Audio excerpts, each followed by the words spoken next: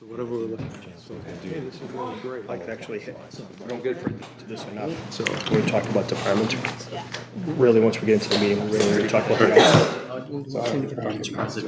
Yeah, well, what's that? what can you do? Good evening. Welcome to the Board of Selectmen's meeting on Monday, October 20th, 2025. We'll open the meeting at 6:03. Can I get a roll call, please? Select Chairman Mr. Foy. Yeah? Select Vice Chair Mr. DeRoche. Here. Selectman Mr. Gifford. Here. Selectwoman Ms. Costa. Here. Selectman Mr. Shorman. Here. Also in attendance is Town Manager Greg Colby, Administrative Specialist Seth Hossack, Administrative J.R. Casmay, and we've also invited members of the Budget Committee this evening. Yeah, want to welcome the Budget Committee. Hopefully, we've done this, the last 3 years, I think? Yes. We started doing this, and I hope it's worked well, so I'm sure I it think will. so, to the best of my knowledge. Yep. And if we can stand for the Pledge of Allegiance. And Doug, do you want to lead us? Sure. Pledge allegiance to the flag of the United States of America and to the republic for which it stands, one nation, under God, indivisible, with liberty and justice for all. Thank you. And is there anyone here for public comment? All right. Good evening, Ryan. Good, yourself? Yeah, just want to let Jared know your name and address. Ryan Woodruff, 174.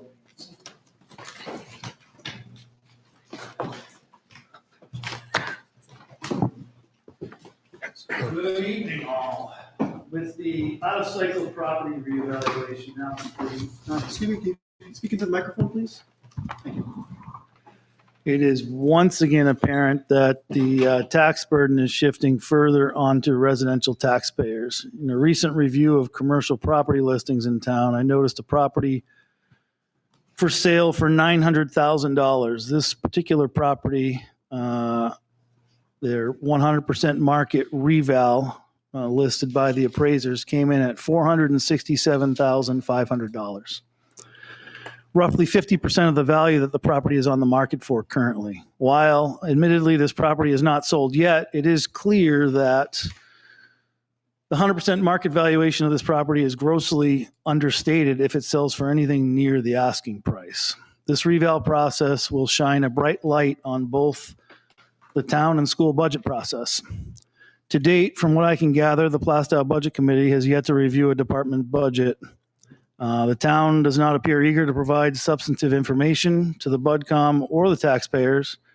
Earlier this year, I requested through an RTK, a budget versus actual report for years 2022, 23, 24, and 2025 to date.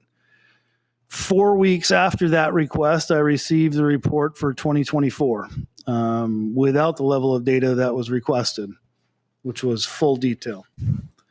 These are reports that should be run from a cost system and should only require a few minutes to produce. Why we accept mediocrity from town officials, I don't know. This is public information that is purposely withheld from public view and public scrutiny. Tonight, I request that the board release every piece of financial information for taxpayer viewing.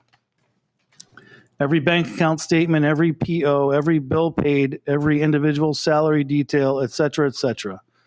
Stop dancing around the fringes and just be honest and transparent with the public. There should be nothing to hide. Thank you. Thank you. All right, is there anyone else for public comment?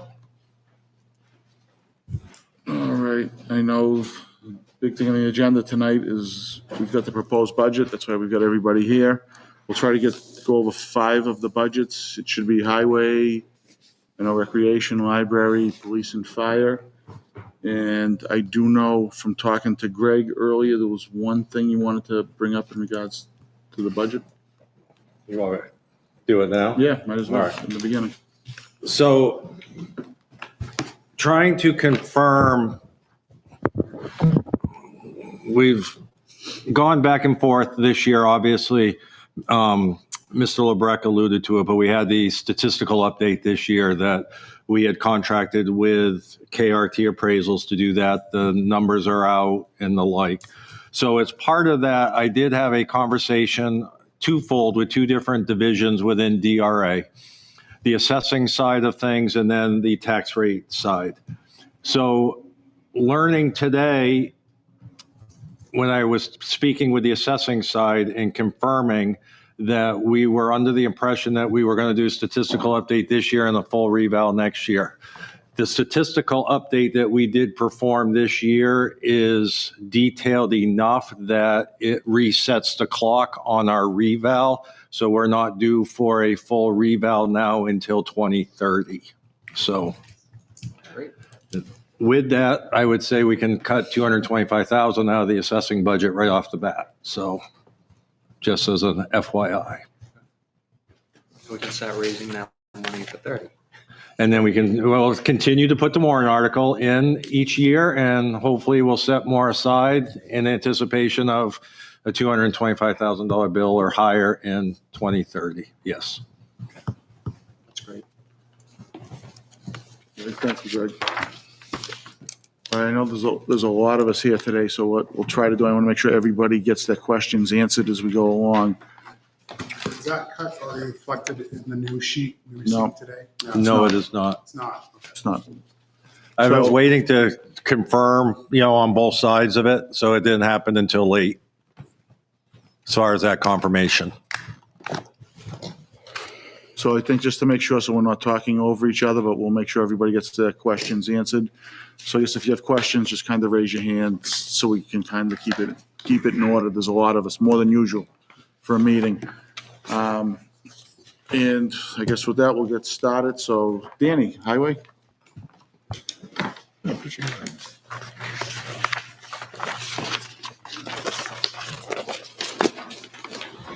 evening, everyone. How's it going? Try to find out what page we're on. A lot of shuffling of paper. Mr. Chairman, before people get going, my question is this presentation or the budgets that are following, are they going to be done on a gross basis, per RSA 32-5 Roman numeral 3 or not? I don't have that in front of me, so I'm not sure which one that is. Yes. Any of the budgets? The budgets are presented on a gross basis. All right. So if there's any revenue or anything associated with this particular budget, we'll see that in front of us, correct? No, this is on a gross basis. I handed out a revenue sheet earlier by department. If you want to refer to that, you may. Is that sufficient then? Is that a roll-up of all revenues and things like that associated with these departments? There was a request made to provide information by department for revenue. I was able to pull this afternoon the last 2 years plus September to date for this year. When you say, is that sufficient, I'm not sure what your question is, sir. Per the RSA. I mean, the budgets, if it is a budget, it has to be presented on a gross basis, and it has to show all the inflows of revenues, the outflows, and things like that. It's not sufficient just merely to stipulate, line items by object code. So, Yes, and if you look at the revenue sheet, highway doesn't get revenue. okay, well, that's all I want to know is that if these budgets are being presented on a gross basis, because otherwise they're not budgets. Following the law for Actually, no, you haven't, but that's aside the point. Okay, we don't need an attitude to start off the bat, okay? We'll answer your questions as we go, but we don't need to cop an attitude to get So going, RSA okay? 32-5, Roman numeral 3 stipulates what a budget should be. Whether or not you're doing it or not has nothing to do with someone having an attitude. So just asking if you're doing it according to that RSA. So that's my point. answer is yes. Okay. We shall see. All right, Danny. What are the wishes of the board? You want me to go line item by line item? Yeah, let's go line, that way that we can get, or however Line you, is the salary line at, it's $272,500. Covers, 4 people, at longevity.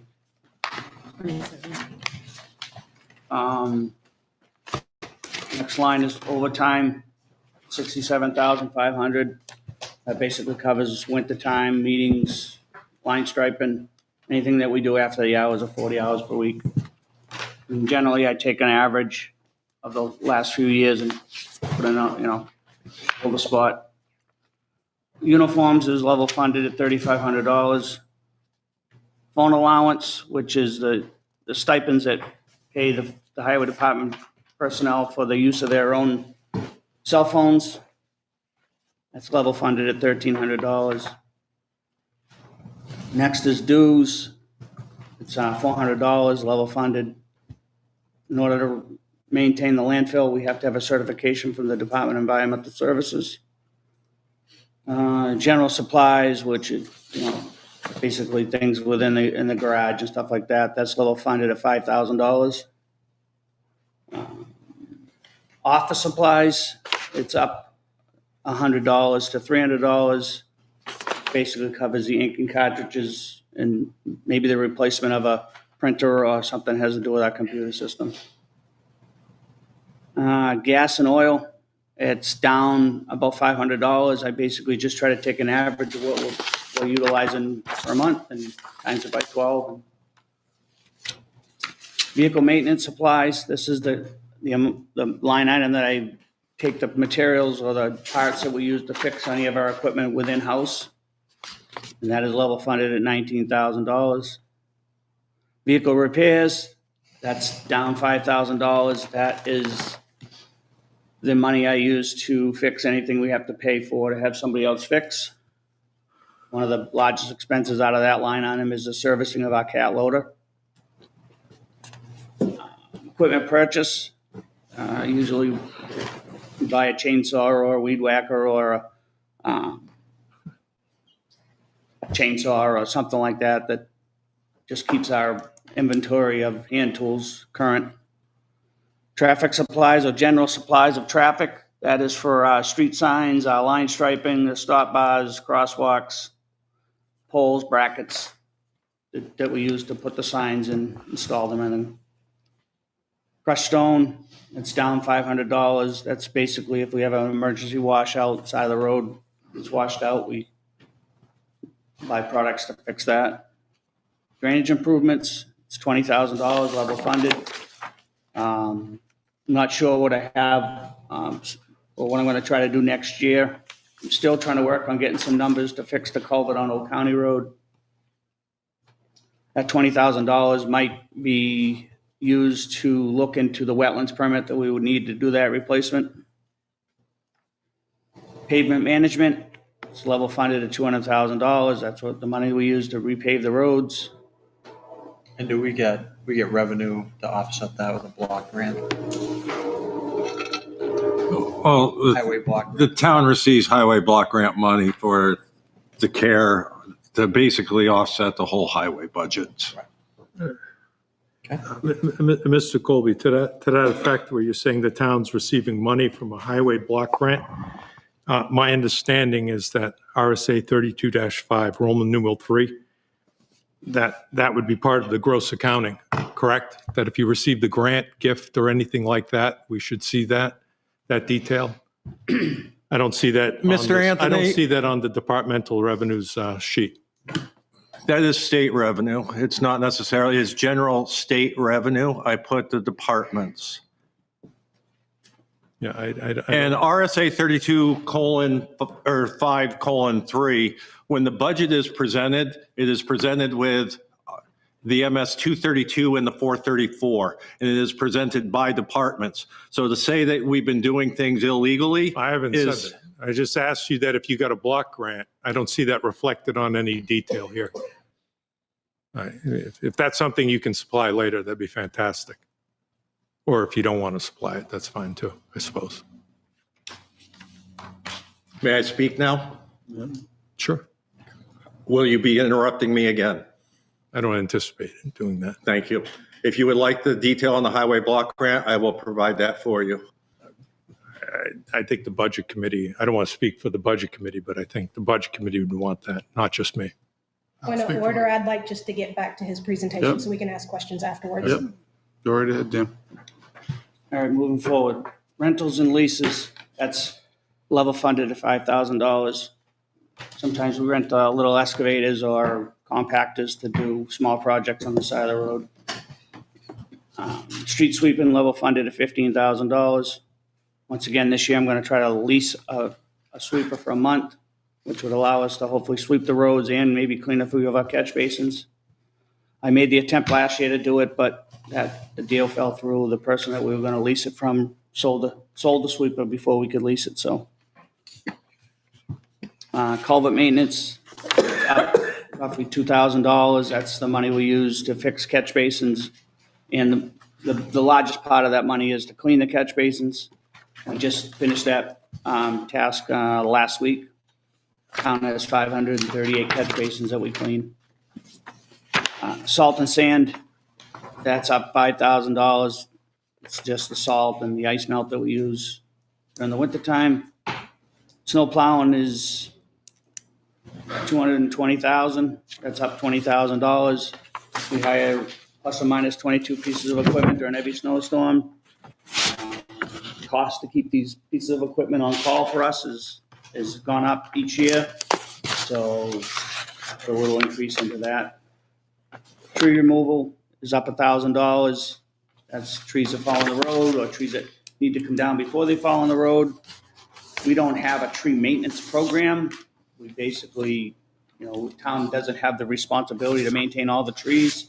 It's just the ones that are hazardous or deemed to be hazardous.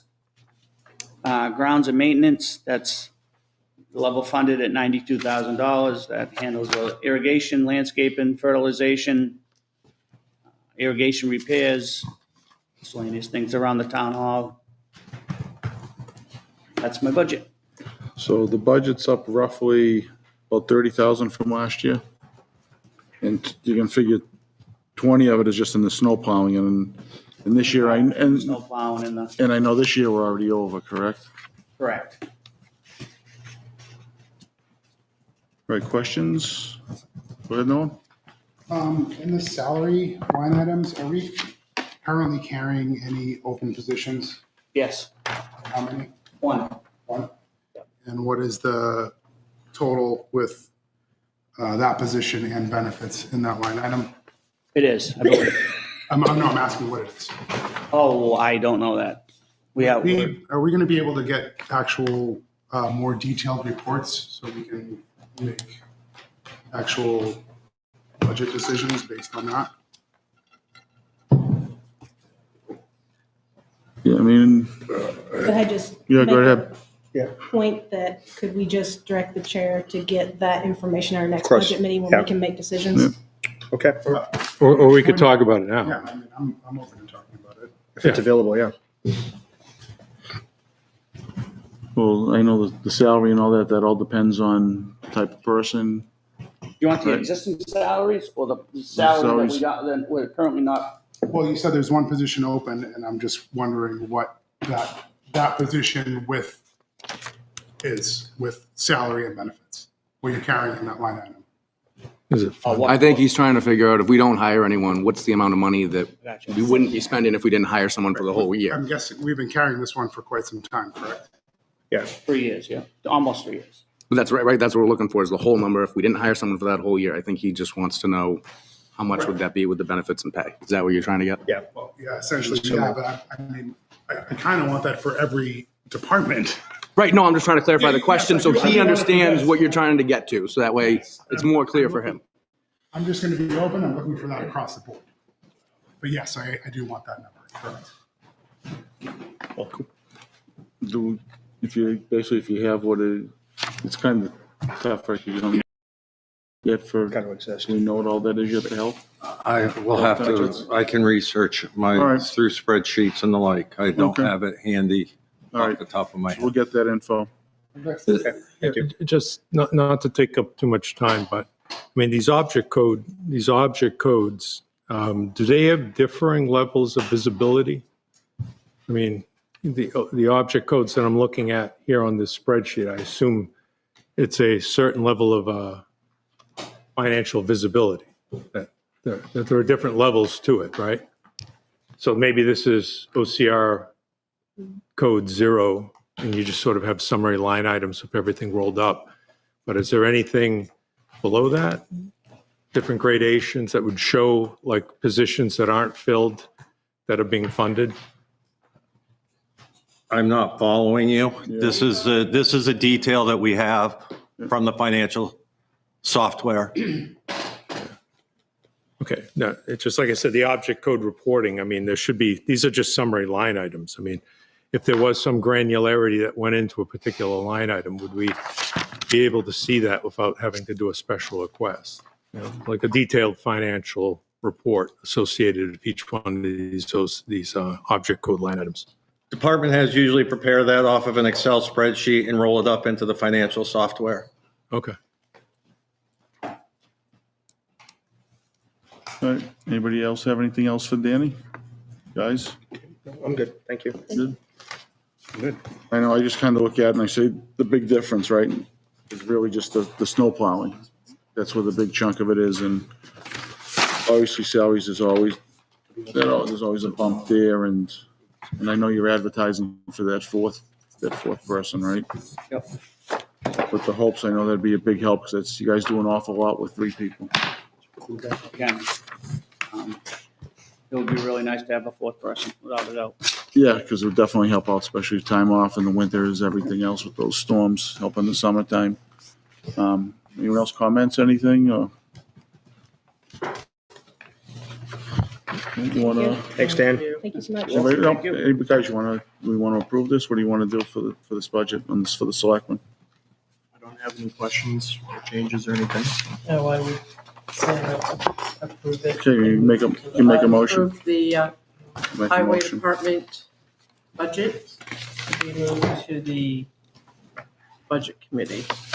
Well, all we're doing is we're just approving it for the 1 million, For the, 1 million. oh, Yeah, because $1,097,500. Second. second by Jay. All those in favor? Aye. Aye. Opposed? So 500. Thank you, Danny. Thank you all. Appreciate it. Thank you, Dan. Have a good evening. Thanks, Dan. Thanks, Dan. And next up will be the library. I thought, yep, there's Cab. I thought I saw you walk in. There's Cab. I said, I thought I saw you walk in.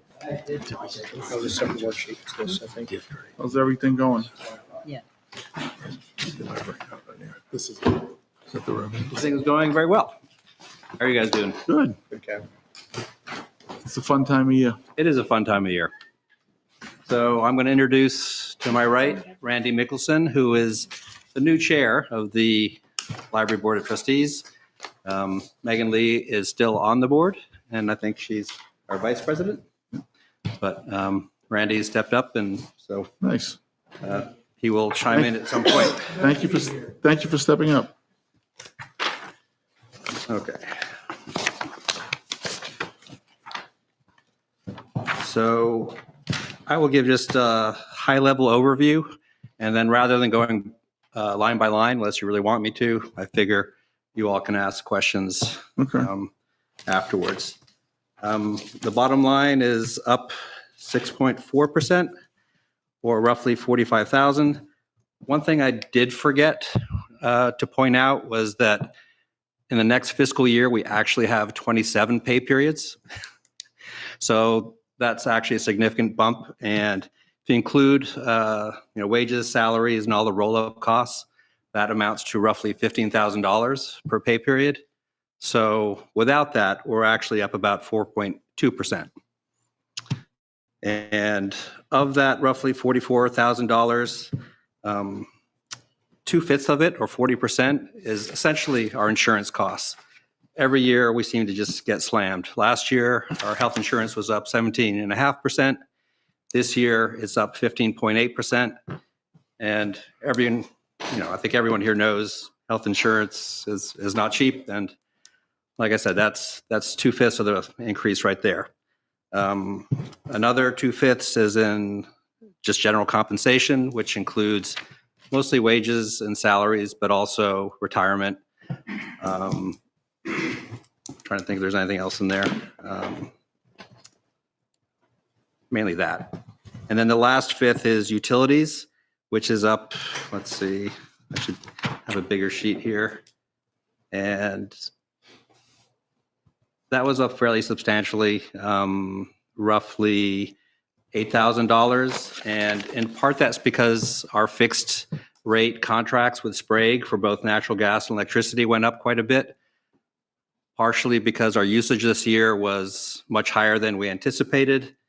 And honestly, a big part of it was a mistake I made last year. Our usage or at least our usage and costs were down historically over a 3 to 4 year period. So I think I got too optimistic, and I actually cut our budget from 2024 to 2025 by 15%. And I think I was, well, I know I was, because we're where we are this year, having to sort of bump the utility rate back up, or the utility costs back up. Okay. So those are the main drivers of the changes for this year. We've tried to level fund most things, other than those three main areas that show some increases. Right. You have a question, Jim? Yeah, with the community power program that's going to be starting up, is that going to help reduce that cost for you?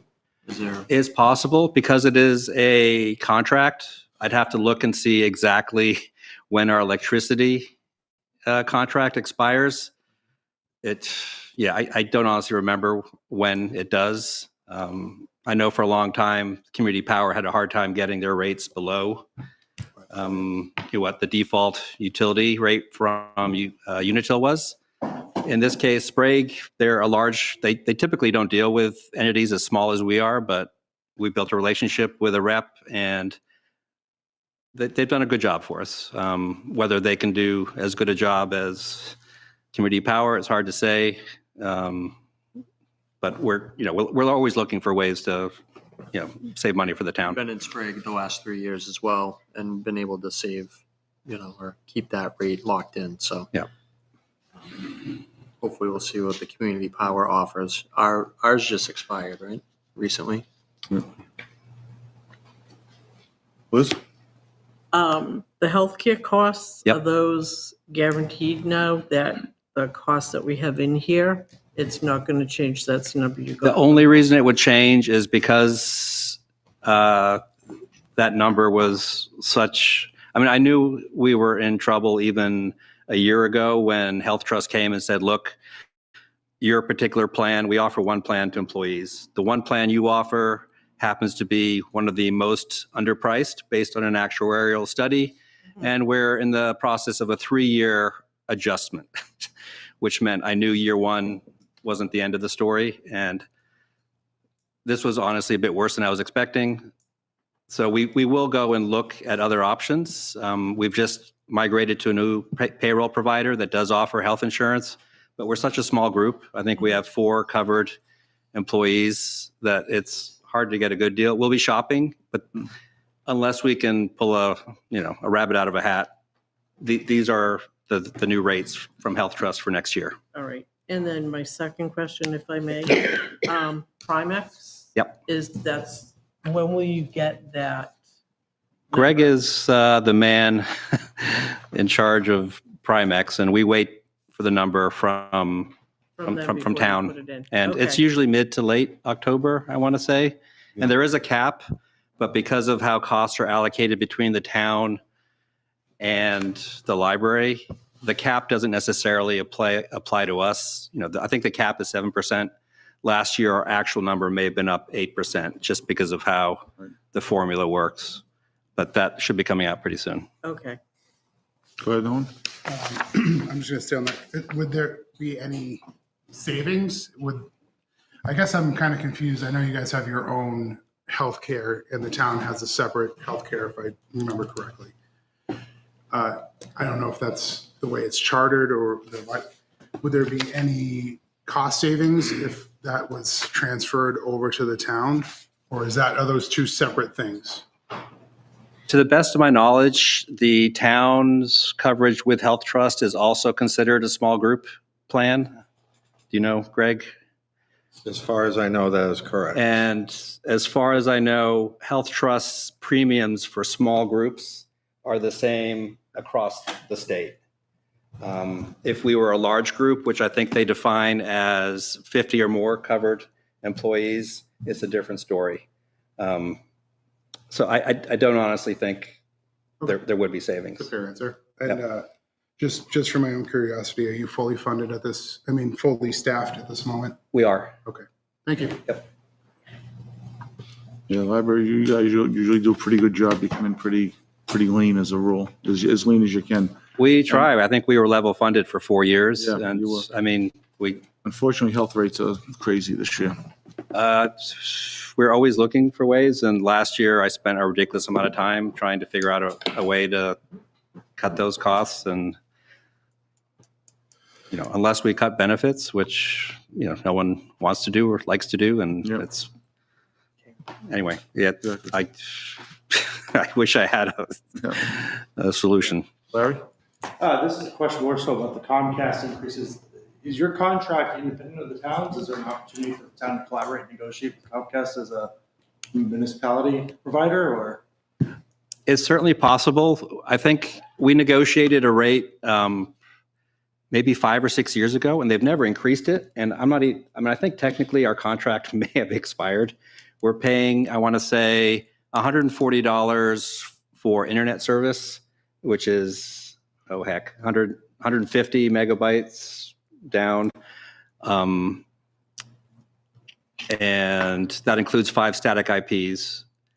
And the balance, it's typically been between 90, but it's gone up. So it's closer to $110 a month for 3 internet-based phone lines. And that seemed like a pretty good rate to me. So I haven't actually reached out to the town to see if it'd be feasible, but we're certainly open to it. Thank you. Yep. Go ahead, Richard.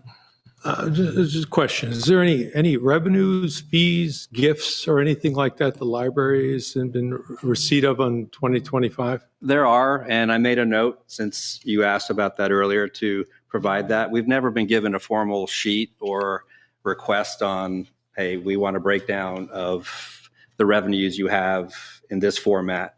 So, for example, we don't charge late fees anymore, but we do charge for copying. We do receive donations periodically. We receive some revenue from a passport program where we process passport applications on behalf of the Department of State. So we can show all that. It typically goes into library-held funds, which honestly we've been trying to build up just because we know the building is 25 years old. And Are those like non-lapsing accounts of some kind? Exactly. Okay. Yeah, there are RSAs that govern the use of income that comes into the library, and so we follow those. Yeah, that'd be fantastic if the budget committee could see that. Yeah, we typically try to avoid using it for operating expenses, just because our philosophy, I think, including all the board, is that it's ultimately the town's responsibility to fund the library at an appropriate level. And like I say, we're trying to build up the funds for either unexpected expenses or for major capital improvements, which at some point will definitely need to happen. So there's already been a few you've done over there.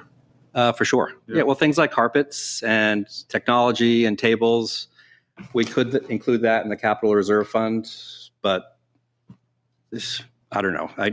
To me, at least, I mean, the board, Randy, can speak differently, but it seems like that would be a good use for revenue that's come in rather than either increasing our budget or asking for a special warrant article to cover things like carpet or new paint or whatever.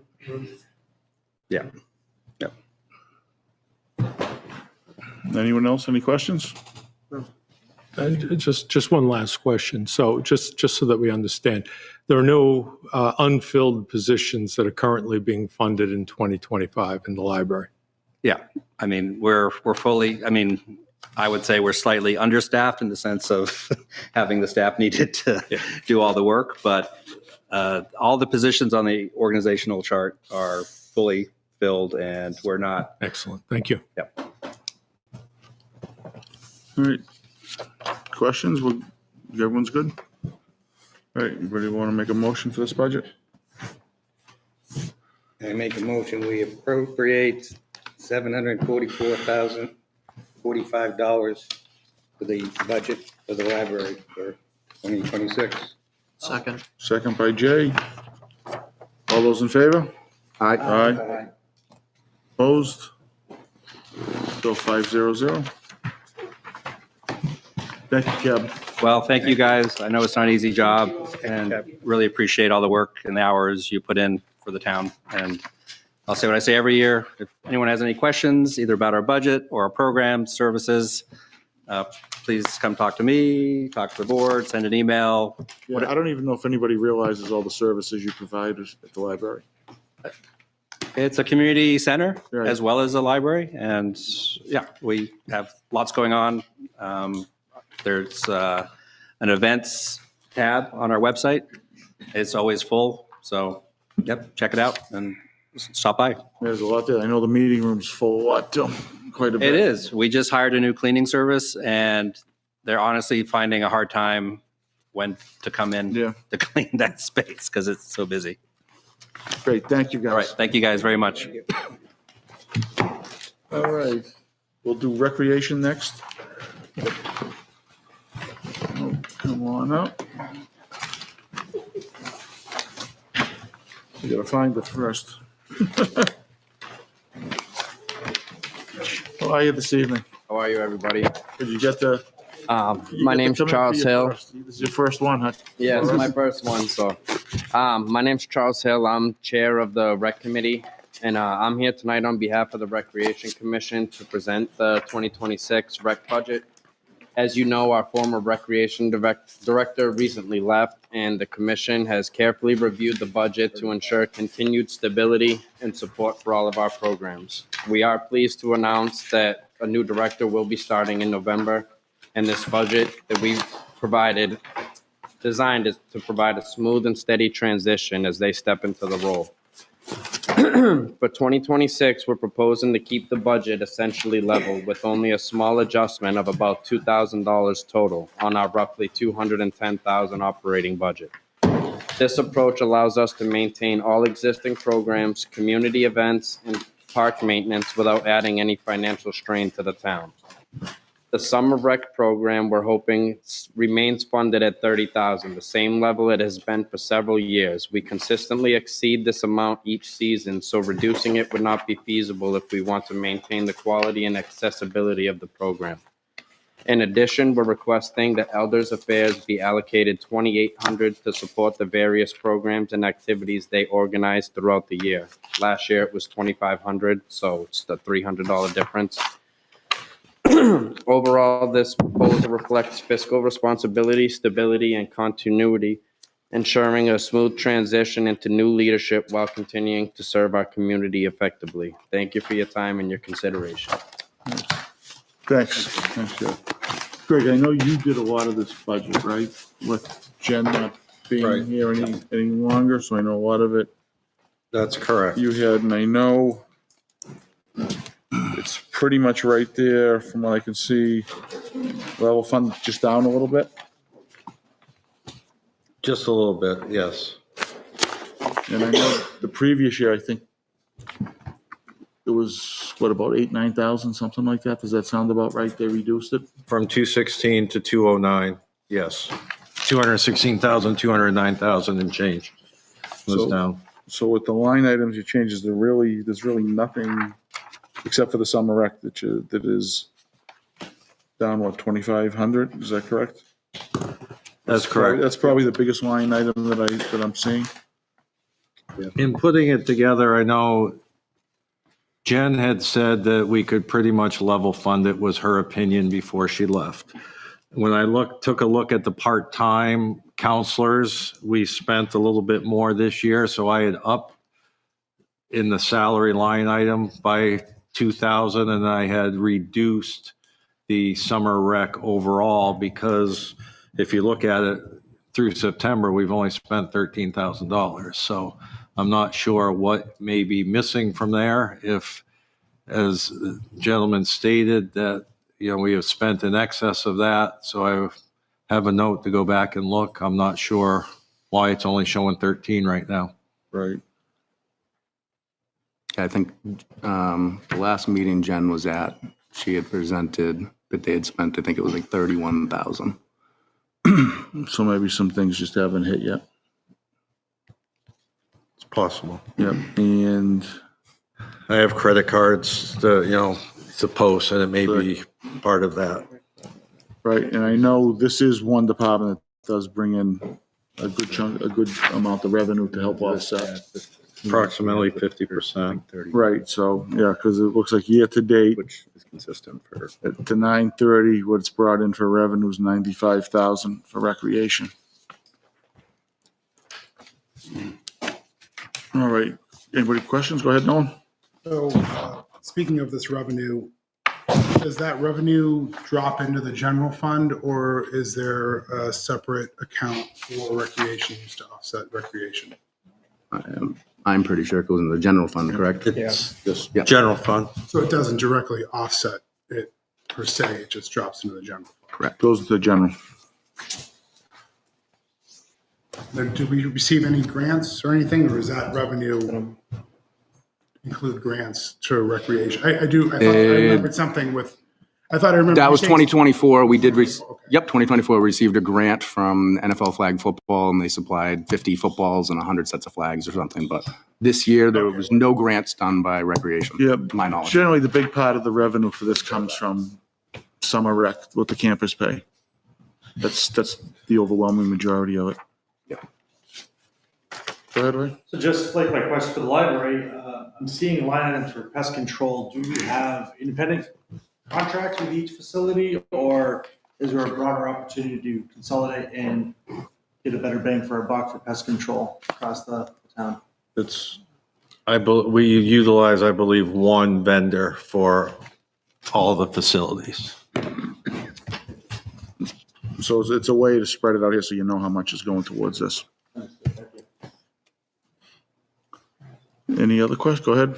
Are there any unfilled positions in recreation that are being currently funded in 2025? Or is it a full, or we built out that? The rec director gave her notice at the end of September.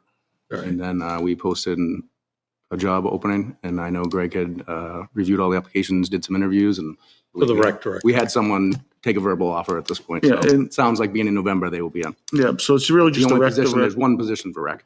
All right, so there are no additional like unfilled positions? No, in the only thing recreation is you have like during the summer rec program, you have the councils, right? You always have councils coming and going, but that number always stays the same. Okay. Anyone else?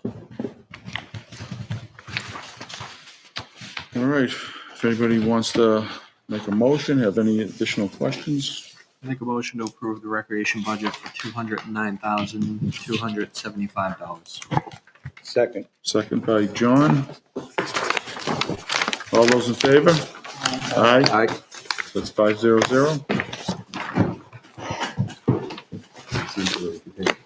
And we're down to police and fire, so you guys want to flip a coin, whoever wants to go first?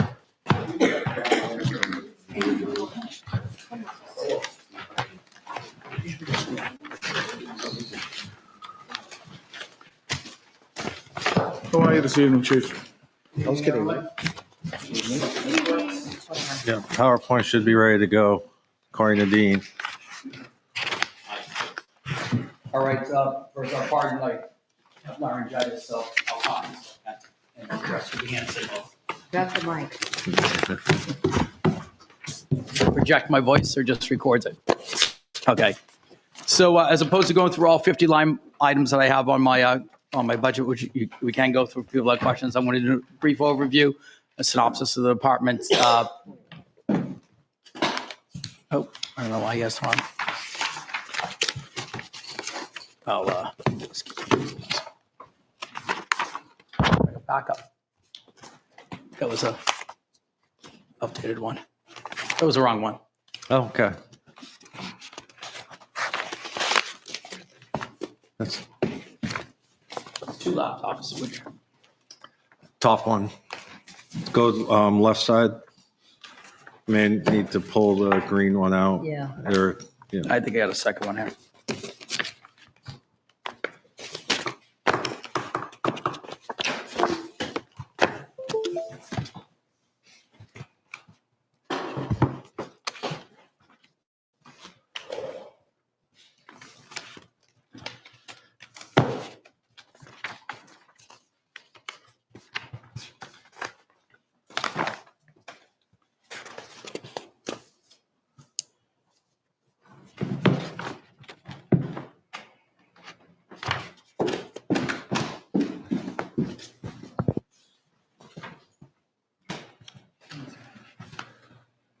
Feel free to talk amongst yourselves while I'm getting this set up.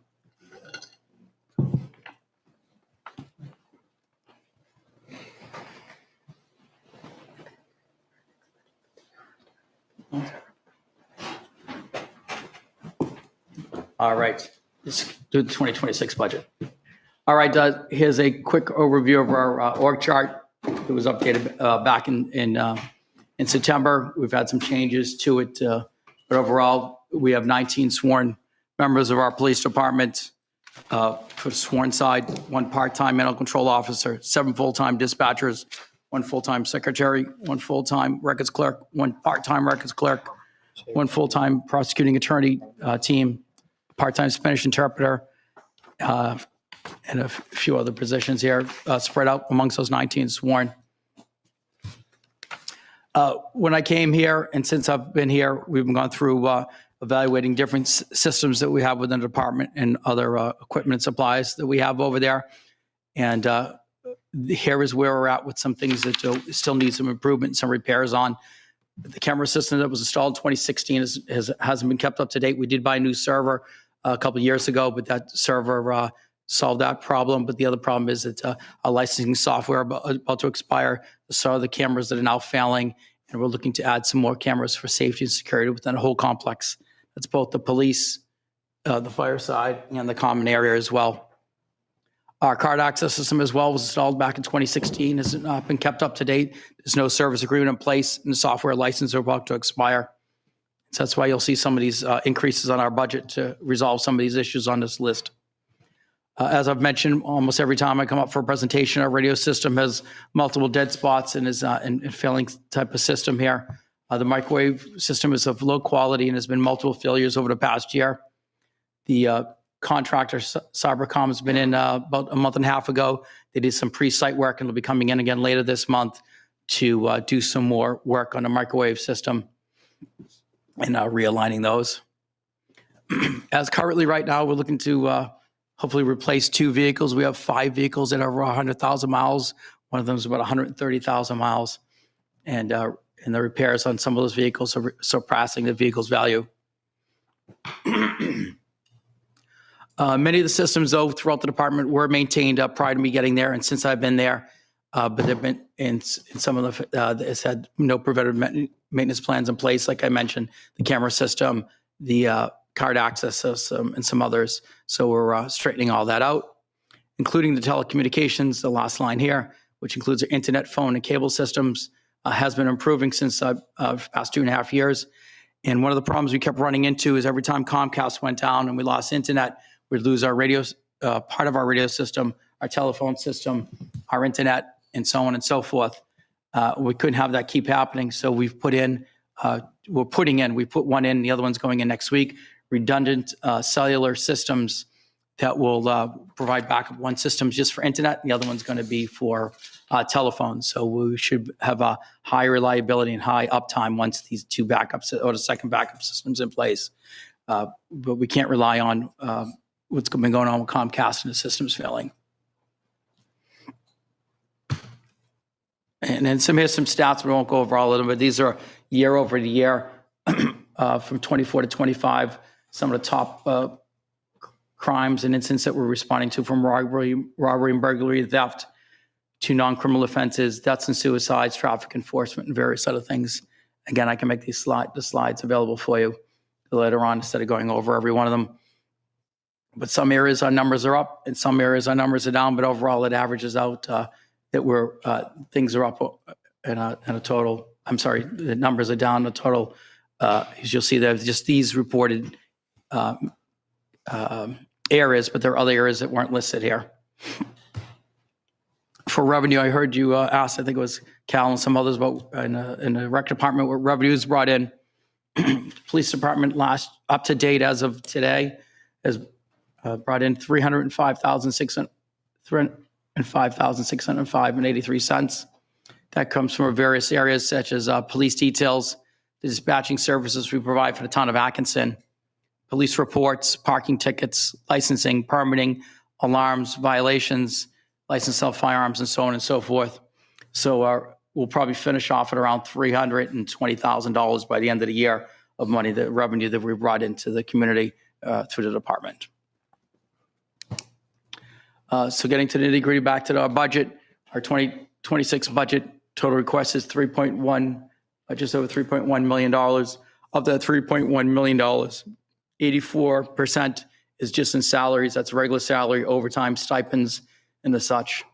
So that remains that we're running the department off the remaining 16% of our budget. It's an overall increase of 7.08% over last year. Most of those increases, as you see next bullet, is due to increase in wages on the CBA that I can't control over. That's stuff that's been negotiated between the town and the unions. Military coverage, we have three soldiers on the police side. One of them just got deployed about a week ago. He's on a 13-month assignment in the Middle East, so we need to cover his position while he's deployed.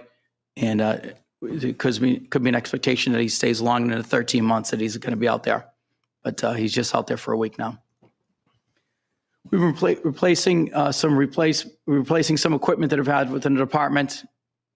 Some of the stuff is being repaired. Our cost of goods have increased. Most of our vendors have been giving us a 3 to 6% increase of our contracts year over year. Some of them are already built in. Some of them new disclosures that are coming out as we're negotiating new contracts with them. And that's been pretty detrimental to our budget. As I said earlier, we have vehicles that need repairs, and we continue to fix issues within the department, such as cameras and the card access system. And we're complying with the ongoing the New Hampshire Police Accreditation Program, as well as the New England Accreditation Program that we work together with. And it's an overview of my PowerPoint. And your voice made it. It did. Barely. Barely. Just enough to answer one or two questions on my budget, the rest will. There you go. No one? I just have a question. I see a large disparity from the departmental revenues. Here it says it's 5,348, and what you just stated was 300,305 roughly, 305, 605. Is that correct? I think part of that is the outside detail fund, which is an enterprise account. So that's outside, that's separate revenue that goes into the enterprise account. Well, wouldn't that be calculated separately then? Wouldn't that? You know, Greg? What do you mean calculate? I'm not following you. If that revenue is not, so does the police bring in $5,348 or $305,000 in revenue? I suppose I would say it all depends. Into the general fund, it's the lower amount because we have a separate fund that takes care of the expenses and the revenue related to the outside detail. We also have a separate grants fund that is an in and out that we put in. I believe the chief listed the DOS grants that we account for those separately. So I'm going to say he has included a gross revenue basis across all different funds, all different activities and the like, where the budget that is presented is the general fund portion only. Okay, so that includes the grants, because there was some grants for the dog officer, correct? We have several grants. We have a highway safety grant that covers pay. We have highway safety grants that covers reimbursement for equipment such as radar and LiDAR units. We have Stanton grant because of K9. We do several grants that we get throughout the year. As Greg said, it was a gross of everything we bring in, where it goes to, if it's a separate line item here, there, whatever, that happens back in the accounting side. So will the budget committee actually be able to get this data so we can work with actual numbers? Is that possible?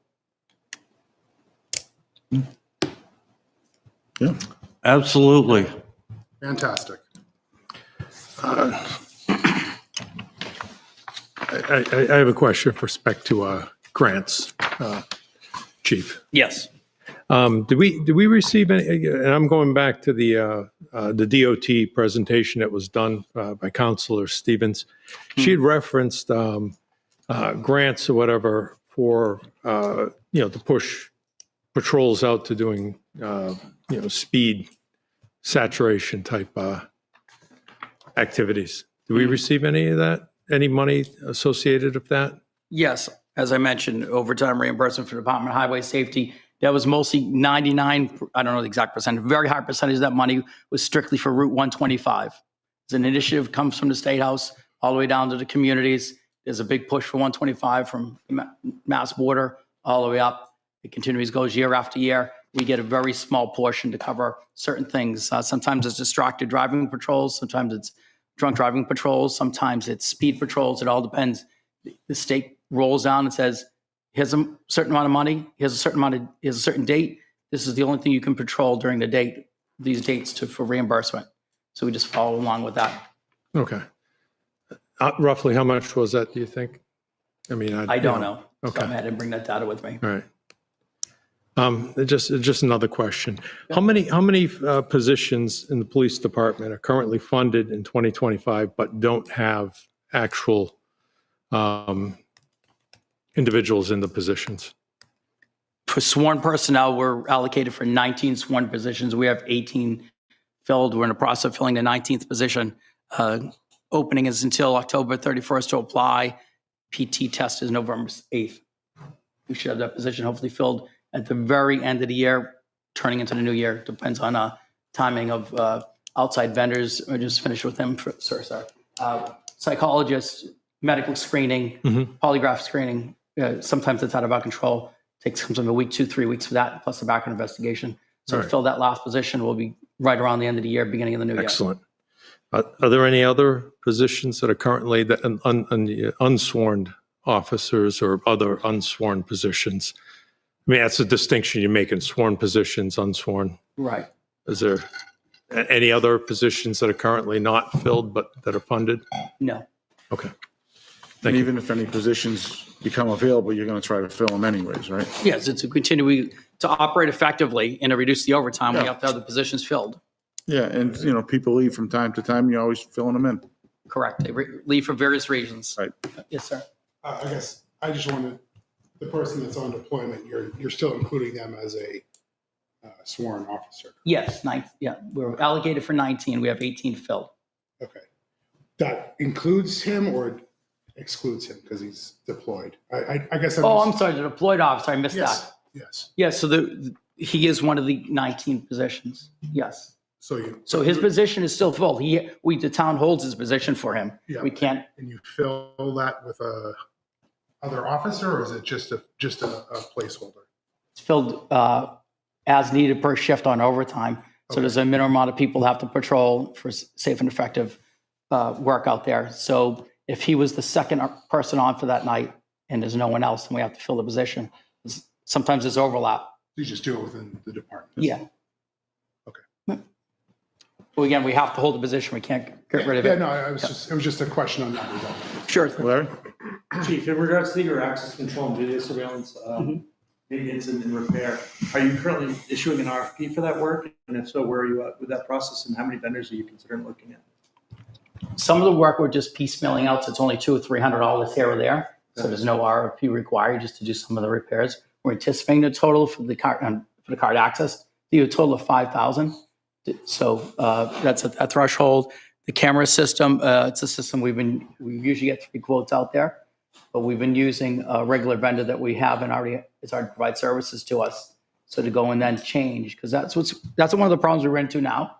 When I got there and still go to now, one company put everything in when the building was built.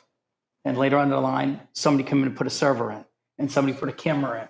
And so now these companies want to come in like, we can't touch any of that stuff because we can't be responsible for somebody else's server or somebody else's camera. Perfect. Thank you very much. Yeah. Listen. How are you tonight? Doing all right. Great. Communication tower, it's not climbable anymore.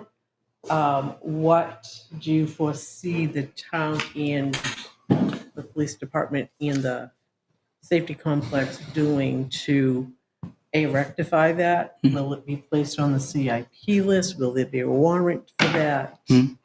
This year, or are we just going to kind of muddle through? We've been working every year applying for grants. We received the grant, if you recall, from Senator Sheehan's office. Then it was called back. And we got another grant, I believe, called back again. So we're trying to figure out where that money is so we can decide what we're going to do with the system. We do have an estimate of how much it's going to be, but every day you wait, as you know, labor costs go up, materials costs go up, and availability because they start another project, these vendors, and then to get back to our project. So we're trying to, right now, sort of like what I answered the gentleman over there, is we're trying to piecemeal things and fix things, such as the microwaves. They went up, they reviewed them, assessed them, and said, now we have to align them, and they're coming up before the weather gets any worse to do that. But we're trying to right now use duct tape and spit to get everything staying together and doing the best we can and continue to apply for that. We did put money, asking for more money in the CIP for improvements. All right. Yeah. Thank you. Sure thing. Jay? Thank you for coming in, Chief. Sure thing. Appreciate it. One question I did have is the PD equipment maintenance. So that's up 41 to 61. Is that due to the fact that we have 5 vehicles over 100,000 miles? And is that where that money would be put aside for maintenance if you're anticipating maintenance on those 5 vehicles? I'm guessing that in equipment maintenance, you're probably referring to the communications maintenance, because we have vehicle maintenance is one line and communication maintenance is another line. So what is the PD equipment maintenance? Halfway down under postage. It's right under postage. Yes. 6:30. Give me 1 second to flip. It'd be 6:30. Yep. Let me just flip the chart over. So 6:30, yes, that's communications, maintenance, and repairs as classified on our sheet. So of that money there, the increase is, it was $32,000 to repair and update the camera system. Total thing, again, that would be split between ourselves and the fire department to do that. That's a high estimate. We have a new radio service vendor. We've saved some of the money by switching to this new company. But again, they're telling us it's 3 to 6. They originally were telling us it's 3 to 6% increase. We're hearing it could be even higher than that. So we built in some money for the increases that we're waiting to get a quote, the latest quote on. And the access control system, as I mentioned, when we piece it all together, it would be about $5,000 for that repair. So that's where the biggest jump is between those the card access and the camera system.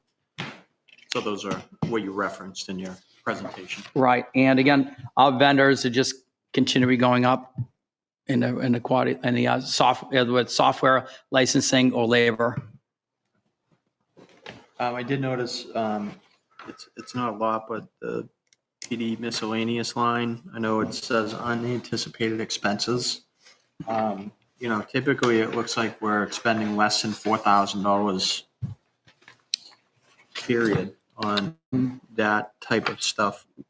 How come, why is that increasing from 6 to 7? Sure. So I'm going to give you just a short list of things that we usually pay out of that account. Okay.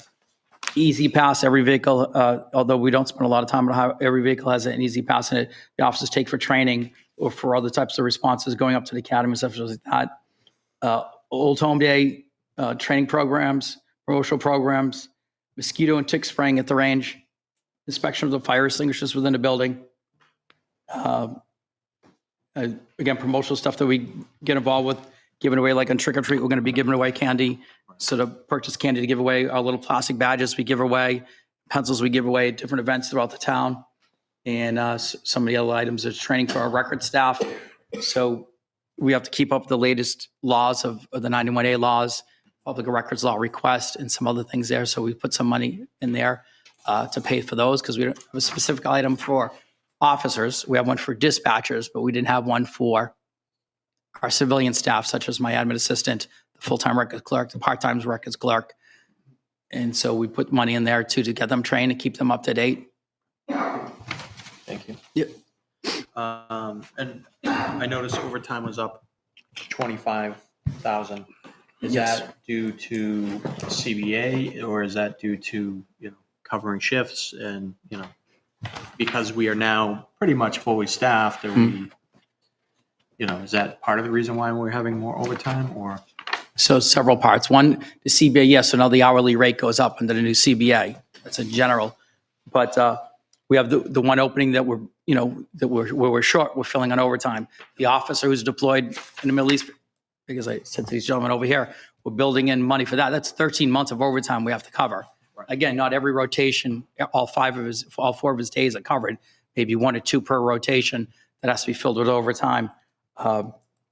We have. And that's a legal requirement. That's a legal requirement. That position and fund it. And that's the one officer who's fully activated. We have 2 other servicemen as well that are part-time National Guardsmen. So we have to cover their weekends, 1 week in a month, 2 weeks a year, plus whatever else the federal government or the state government or whatever agency they're with. One is, I think, in Connecticut, one's in New Hampshire, and the other one's in New Hampshire. Whatever the requirements are, either way, we're mandated to let them go. So we have to fill their spots when they're gone, whether it's the weekend or the 2 weeks. We need to fill their spots when they're out. We need to, again, we have an officer who's going to be in the new hire will be in the academy next year. So as I mentioned at the very beginning, is filling in for that person's vacancy. Our K-9 officer is currently in the K-9 academy. He'll be coming back the week before Christmas. He'll be back for, I think, approximately 6 weeks, and then he'll go back for 6 more weeks. Some of the money is covered through the Stanton grant, which is the K-9 grant, and some of it is not. And then we have the FTO program as well. Once the officer graduates the academy, it's a 12-week FTO program at minimum that we have to fill the vacancy in a shift until that officer is out of his FTO program. And then, of course, it's the regular overtime as covering shifts, vacation, sick calls, training, and ETO. Again, we're required by the state every year to provide a minimum amount of hours of training. And sometimes those officers are going on training. Sometimes they're doing it on shift. And if they're doing it, if they're getting taken off their shift to go to a training, so if it's we'll say a midnight officer who has to go to training during the day, now his vacancy is on midnight, so we're paying to fill those spots. We're required, again, it's what the government says we have to do, so we have to do that, of filling in for they have to go to training, and we have to fill that training in. Then, of course, is the complete unplanned overtime and in any community events that are not covered through private pay. Thank you. Yes. And with the K-9, when do we anticipate the K-9 being in service? He'll be in service as soon as he graduates Friday before Thanksgiving. I keep saying Thanksgiving, I don't know why. Friday before Christmas. Oh, so he'll be back here. So soon. Soon. I've seen the 2 of them in action. I've Yeah. seen some pictures and some videos. They're doing a great job over there. Yeah. It's a great program. They're getting some of the top-notch training that's available out there. So they'll be out on the road starting then. Again, they apply everything they learned in the academy for about 6-7 weeks. And then they go back to specialize in a certain area, whether it's going to be drug detection, bomb detection, firearm detection, body detection. It depends on what it specialty is. They're all trained in patrol, then they go back for specialty. Any idea what the specialty will be? That'll depend on the K-9 as it goes through. Correct. The K-9 and the handler, majority of the time it's for narcotics or narcotics and blank. Yeah, I didn't know if you might try to go somewhere else if there's another K-9, say in the town next door, and they specialize in that. You try to specialize in something different. You can work together. We try to do that, but again, it goes on a temperament of the dog. Yep, right. Some dogs just don't adapt well to certain things. You sure? Just like us humans, I guess. Really? What, don't like change? I love change. A change agent. That's what I'm all Quarters, about. dimes, nickels. I have no more questions, so thank you, Chief. Any questions? The voice is still good for another question or two. Just a question with respect to, again, traffic calming and whatever grants are associated with that. And I'm talking about Main Street 121. All right, you referenced the fact that there might have been revenue from Department of Transportation for 125. So is there any money allocated from the state to have some sort of saturation on Main Street? We have not received any money as of yet. Okay. This is really off topic, but Council Stevens did say the other night that she was looking to speak with Commissioner of Public Safety to see if there's some sort of money she could allocate into our resources and personnel over here. All right. So in the absence of that, are we doing anything with respect to this budget to address whatever is going on Main Street, in terms of speeding and things like that and police presence? I'll address that if you would.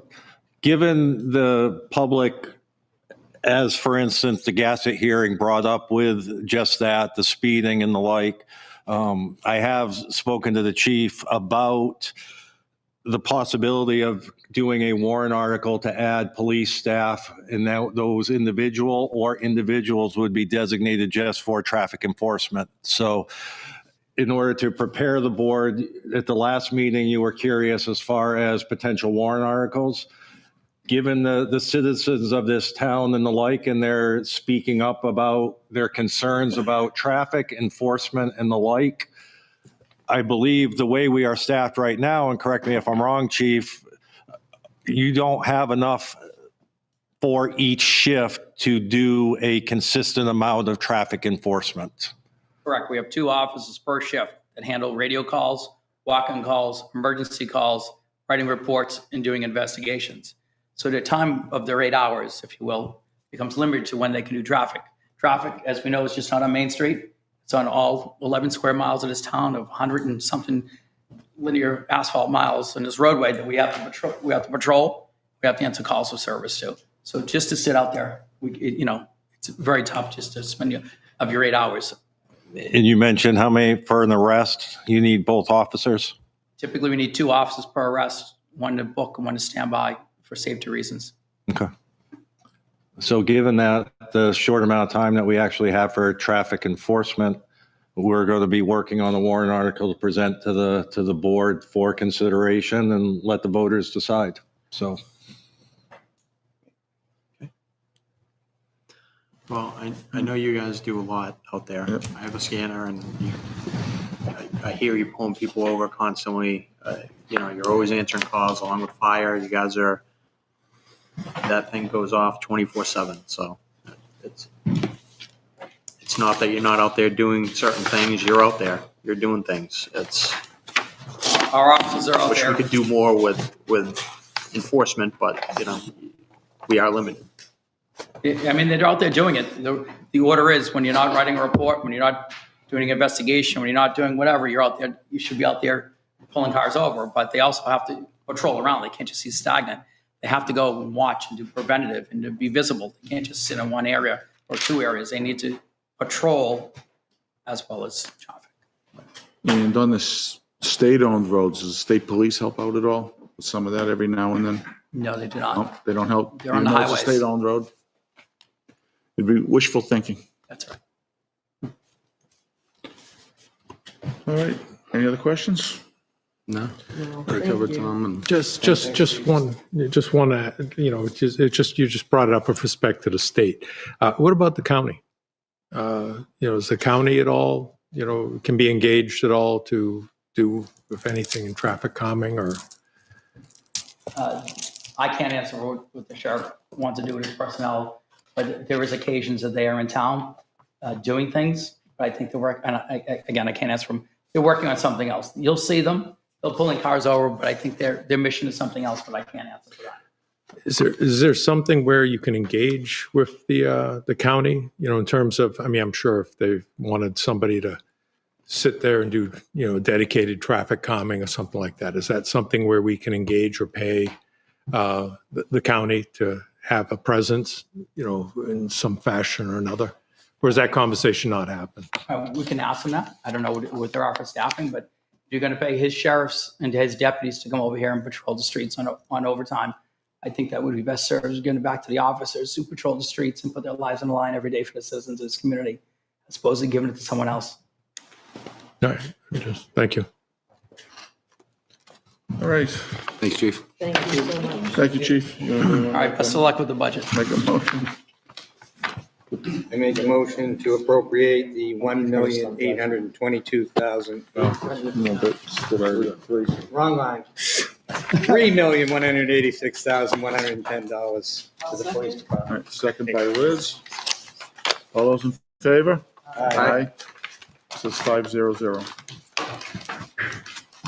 And I guess we're gonna save the best for last. Well, I don't know, get the police chief, he may say something,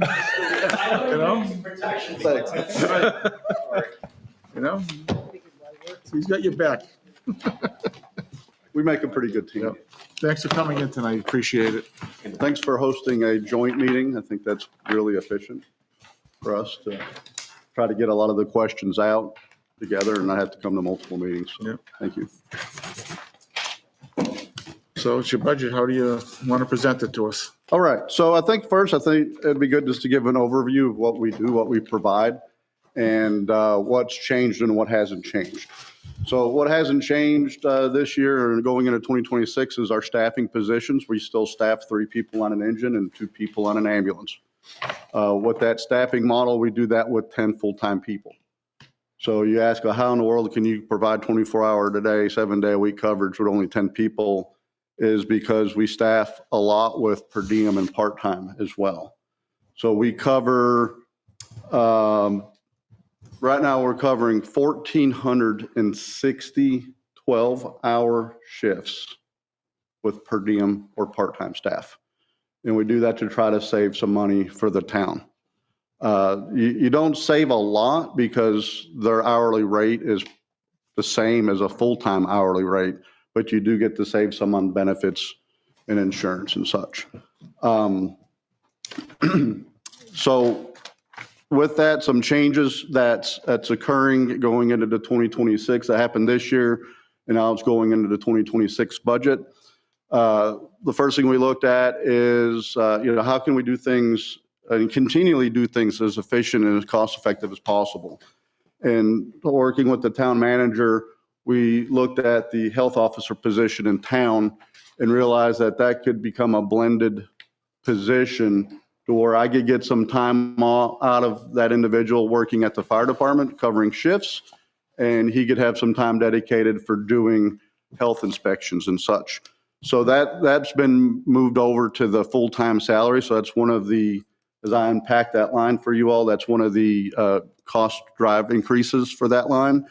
He's 42% of his salary comes out of our fire department budget now, where he is the deputy chief of health safety.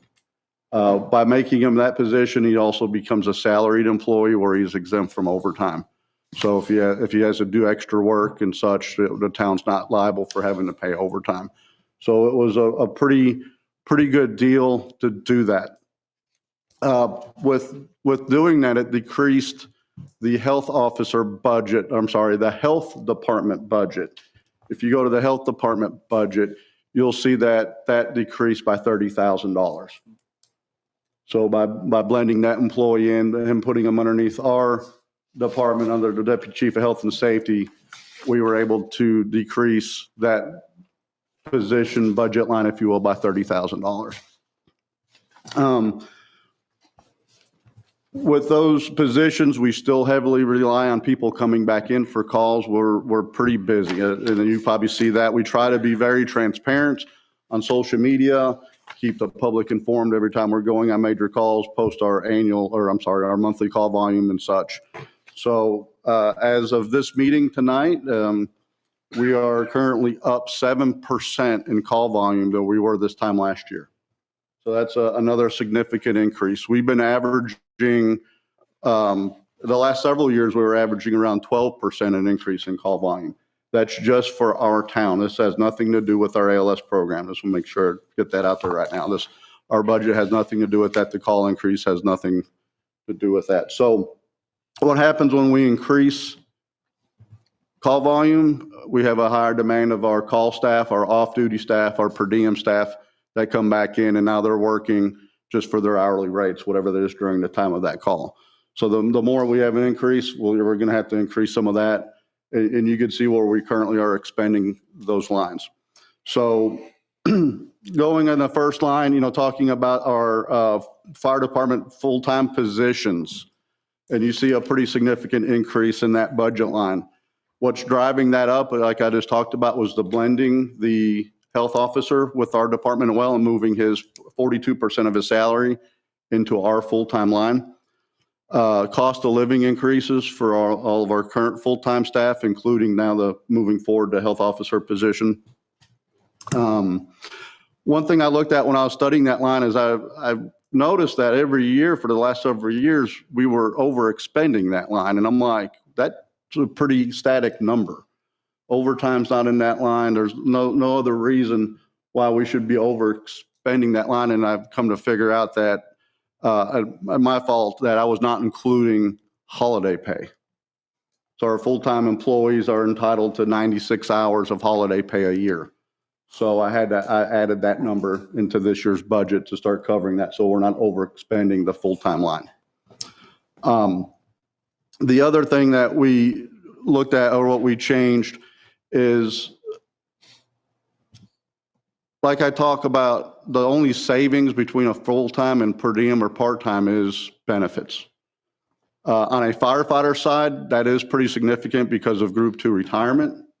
On a paramedic or EMT side only, EMS only, there's not much of a difference because they're in Group 1 retirement, which is a significantly less amount for the retirement system. We've ran into some staffing issues this year to where we have 4 staff members, 1 full-time and 3 really dedicated part-time or per diem staff that are out with long-term injuries. They're going to be coming back, but most of them are like orthopedic, musculoskeletal injuries that they're out 6, 7, 8, 9 months before they get rehabbed and come back. So that was starting to drive overtime costs through the roof. You notice our overtime line, we're going to be overexpending that this year, even with making that change. So you look at what would it take to bring more per diem people on. Every time we bring on an employee, we have to send them the medical physical. That medical physical is required, and it's about $1,200 to $1,400. If we don't have gear that fits them, their turnout gear is going to run about $4,500, right? So just in those 2 drivers, I don't even get to uniforms. We start buying them uniforms, initial uniform, you're probably looking around $600 to $700. So real quick, having to hire more per diem or part-time people to fill these positions that were open was going to drive the cost significantly up with all the ancillary costs. So we transitioned one of our EMS positions to full-time. Also, a little disclaimer, per diem and part-time employees could only work so many hours a week. So we don't have them unlimited. Once they click 32 hours a week on average, now they start becoming a full-time employee. So all that said, we made a change to where we processed one of our per diem positions into a full-time position. We didn't add a position. It's the same staffing model, 3 and 2, 3 on the engine, 2 on the ambulance. So you see that line increase. I want you to focus on 2 other lines, or really 3 other lines that are impacted by the full-time line. The first one is overtime. Obviously, any overtime that would come out, that we level funded that. We've level funded the overtime line the last several years. I really try to keep the overtime to a very controlled number. When we start spending a lot of money on overtime and you look at, okay, is there an equal amount or a cost savings just to make a full-time position? So then let's pull that trigger. Let's not keep increasing the overtime up higher, higher, and higher, and higher. So that was level funded. So that's one of the lines that's impacted by our full-time line. The other line that you'll see that was drastically reduced is our per diem line. Because we transitioned that position over, we were able to reduce that line by $53,000. So if you look at the $53,000 that we reduced from the per diem line and the $30,000 that we took out of the health department budget, those offset our increase on our full-time side. So hopefully that makes that number look a little bit more appealable instead of this huge number with those other significant decreases. The call per diem line comes down. It's not a direct relation to the position that was hired full-time because we have hourly increases for COLA in that line as well, and we have call volume increases. So when we have call volume increases, those are the staff that's coming back in, that's where that line is getting paid out of. So we were still able to reduce that line by $53,000. So, Chief, could I just stop you there for a second?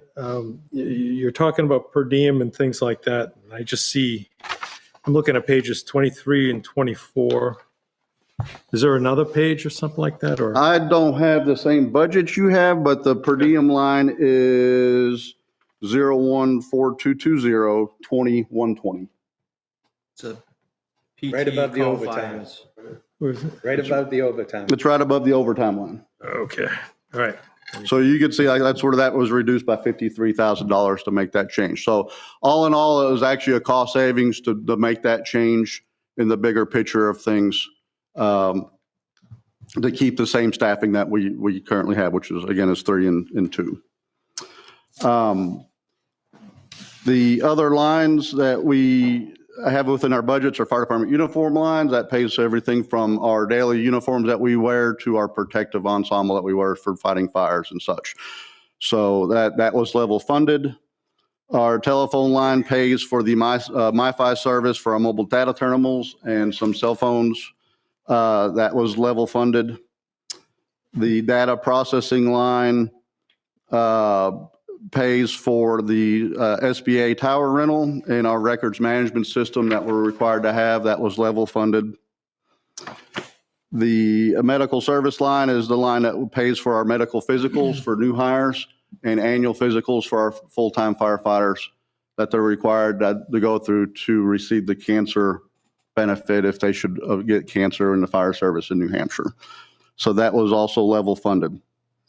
Fire department dues was reduced by $5,000. That's because when we first got into the records management system with dispatch, there were some early fees, so some of that starts dropping off. So you'll see that was reduced by $5,000. General office supplies is level funded. Books and periodicals was reduced by $2,000. Two things that drive the decrease in that is there's not a lot of books anymore. Right. Everything is online or ebooks, which is significantly cheaper. The other part of that is we are members of the NFPA, which is what we have to use for codes enforcement, and they made a change to our membership is cheaper. So that's the two reflections there to reduce that line by a couple $1,000s. Fuel and mileage expense reimbursement, that wasn't a big line to begin with. I reduced it to $150. I reduced it by $100. It's only got $50 in it now. That is used if we have an employee going to a class and they're using their personal vehicle.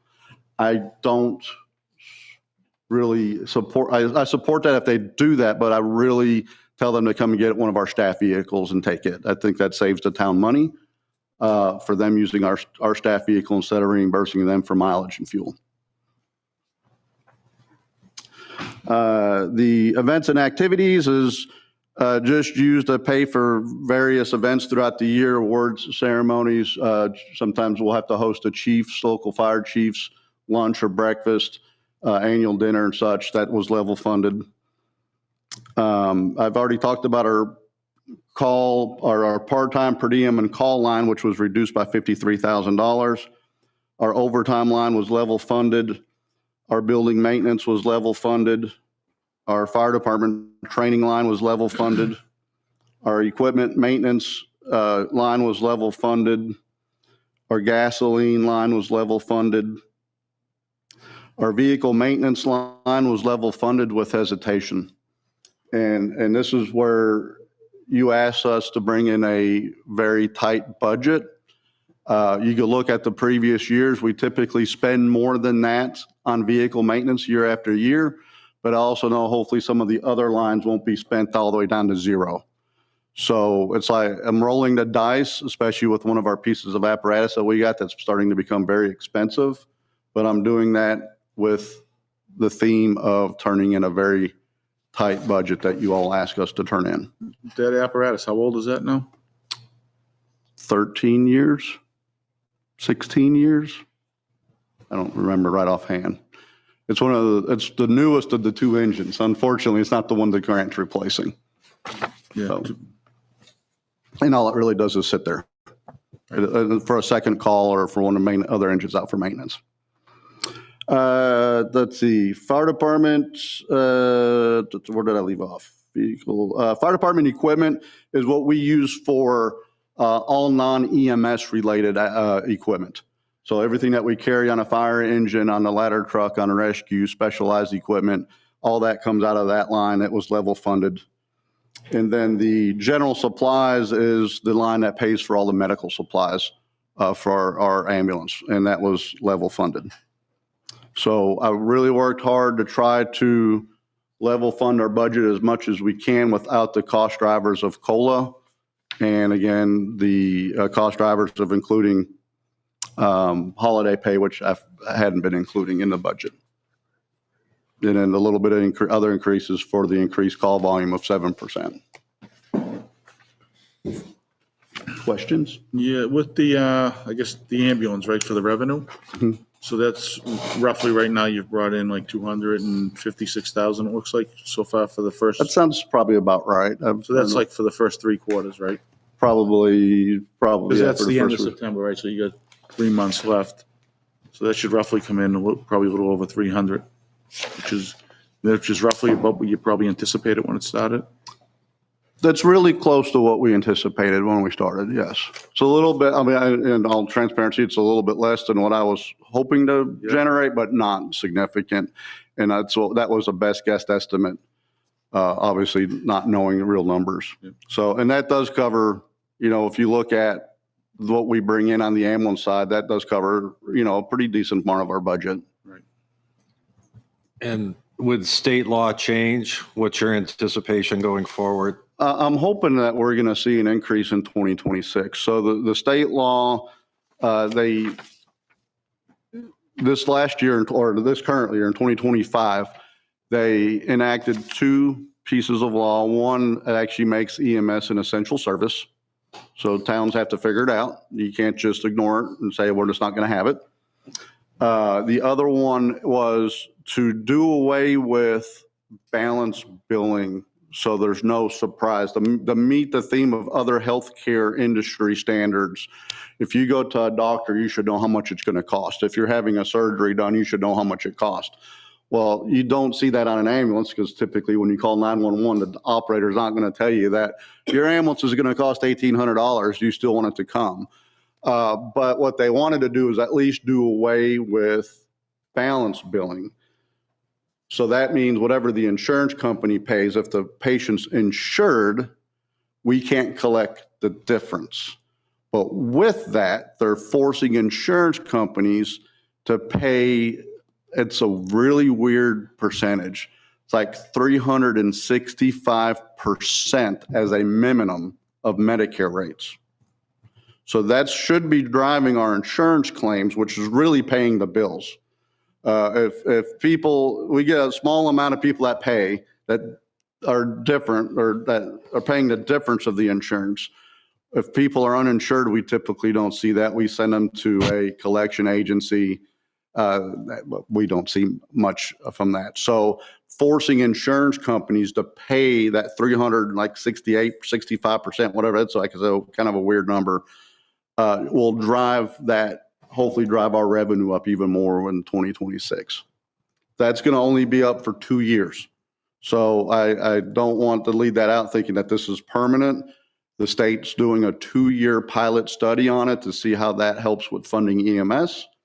And then they'll reconsider what they're going to do after 2 years. So within 2026, 2027, we're going to be collecting data that we'll have to send to the state to see how that program's working. So I'm hoping overall we're going to see an increase in our revenue.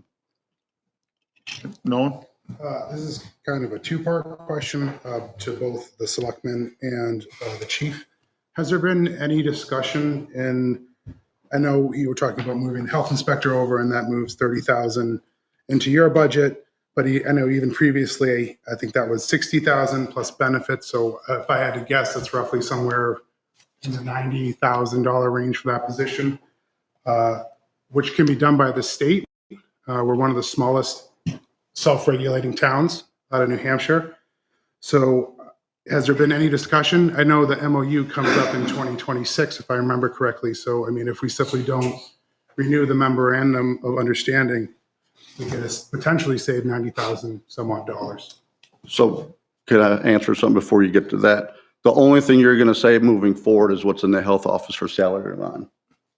Because he's replaced an employee. I'm not adding in the staff. I'm not adding an additional employee to my staff. He's covering shifts now within our department. So you're only looking at about probably a $31,000 savings. So, and speaking on the health side of stuff, you talk to towns that don't have a health inspector, they absolutely hate it. It puts projects behind by 2 years. Just to expound on that, aren't the majority of municipalities and unincorporated entities or whatever in New Hampshire don't have health inspectors? Is that correct? I couldn't tell you a percentage. I think Plastow at least is a minority anyways in terms of having health inspectors. I think the vast majority of them are deferred to the state. In terms So of we need to defer it to the state. So you had someone here looking to open up a restaurant on 125 in one of our empty businesses. You just caused them to wait 2 years. Is that factual? Yes, the state doesn't have the manpower. I can call Yeah, them. they don't have the manpower to do what a municipality could do quickly.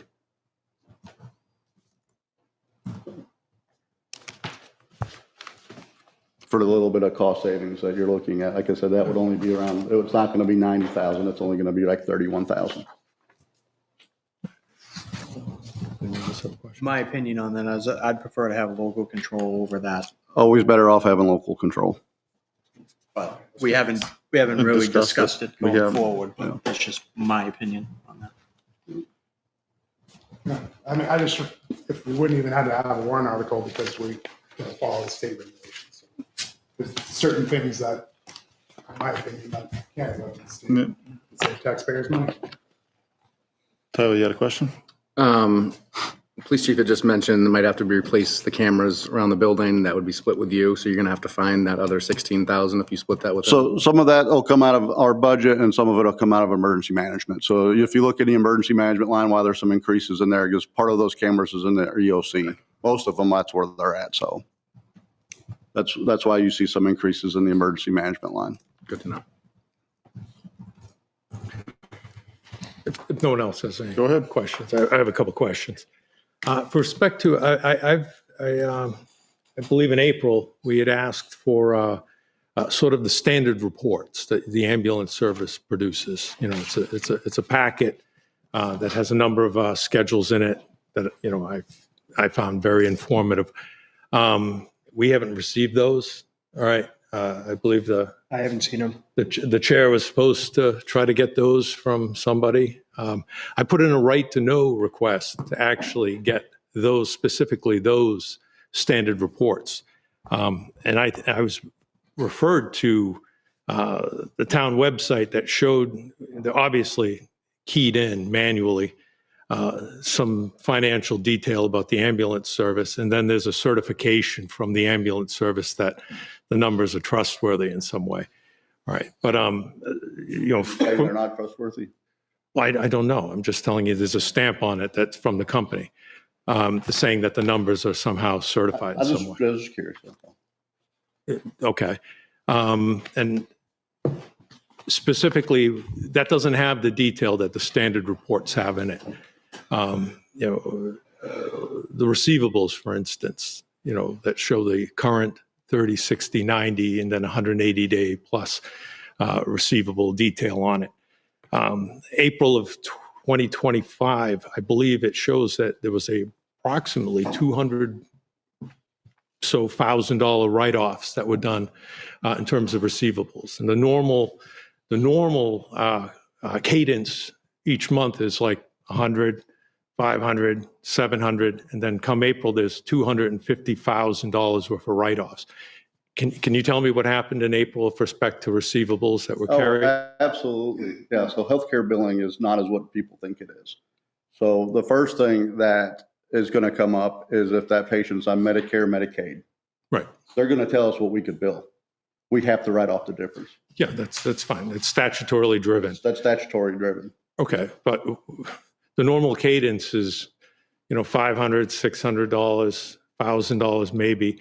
But April has $250,000 worth of write-offs. That's from the reports that are keyed in with some sort of stamp from the company. Probably January, February, March, and April. I'm just saying that's what April says. Now, if I had the standard reports, I'd be able to see that. I could see the, you know, what those receivables were, if it's Medicaid or Medicare, yes, that has to be written off because you're statutorily charging it. If you have agreements with the individual healthcare companies, then they're going to pay what and I don't know if there are agreements, but I'm just saying that I understand that. But why is there $265,000 worth of write-offs in April? Because people that don't have health insurance don't typically pay their bills. We have a collection agency that legally goes after them. You can't do what else you want to do to them. Okay, but what's April, like you would see, if it was a normal cadence, I would see that every month. What is it about April that there's $265,000 or dollars worth of write-offs that you don't see in January, February, March, and then year to date? If it's April, that's probably a quarterly report. My guess is they're reviewing them periodically, and the reports that you refer to on the website, those are not our keyed-in reports. Those are reports directly from our medical billing company, just so you know. They're not keyed in by us. They are directly Keyed in by they are directly from the medical billing company. Yeah, but they're keyed in. I mean, it's obvious. Well, I mean, everything's keyed in. Yeah, no, it is. I mean, the standard reports that you have they're PDFs that they'll show all the detail. They'll break out what's billed to Medicare, Medicaid. It'll show what the receivables are, and break it out by 30, 60, 90, and 180 days. All right, so that if I wanted to do some sort of analysis, I could. And, obviously, something that's orders of magnitude larger than what you see in previous months. I mean, that's the sort of receivable analysis that I would do if I was doing an audit. So, and I guess that's my question. Like, what is it that happened in April that you have orders of magnitude, three orders of magnitude of write-offs? I mean, if you don't know, if you want to research it or you want to get back to me, that's fine. We pay a billing company to do that. Okay. So I mean, there's no research for me to do on that. We contract with the billing company to do that. All right. So. Bill. Bill. All right, go ahead, Doug. I know frequently when accounts receivable isn't reconciled, I'm going to speculate they were catching up for a period of time. So you probably have 4, 5, 6 months crammed into April. That would be my speculation. Again, it's 200. The normal cadence is hundreds, maybe 1,000. April is $200 plus $1,000. So that's not a catch up. That's an event that needs to be explained. I'm just going to assume that they were several months behind. You could check with the billing company. That's years. That would be like 10 years if we had 10 years of data. No, it's not 10 years. That's totally incorrect. Chief, correct me if I'm wrong. $265,000 relative to $1,000 every month. It's $226,000. Oh, actually. $226,000. Okay. Yeah. All right. I stand corrected. If to give you an idea how this works, because I think you're misunderstanding how billing works. We have standard rates that we charge for an ambulance. All right, that we don't charge a la carte. We don't charge for every Band-Aid, every IV catheter. Flat rate. We have 4 different flat rates that we charge. The average one's about $1,800, and then we charge so much per mile.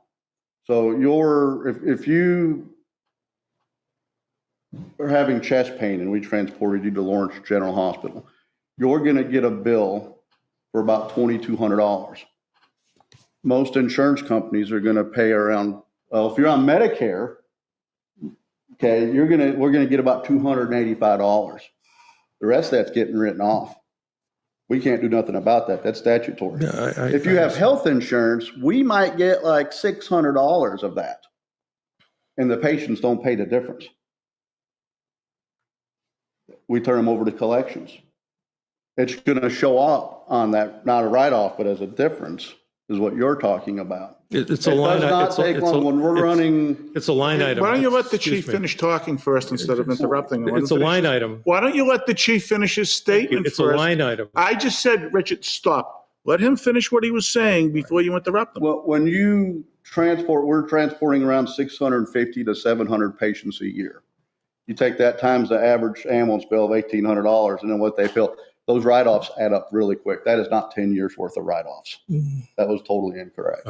Okay, can I respond now with hoping? You can, I just don't like people interrupting. Can I each other. respond with hoping? I said you could, I just Thank don't you. interrupt somebody. Thank you.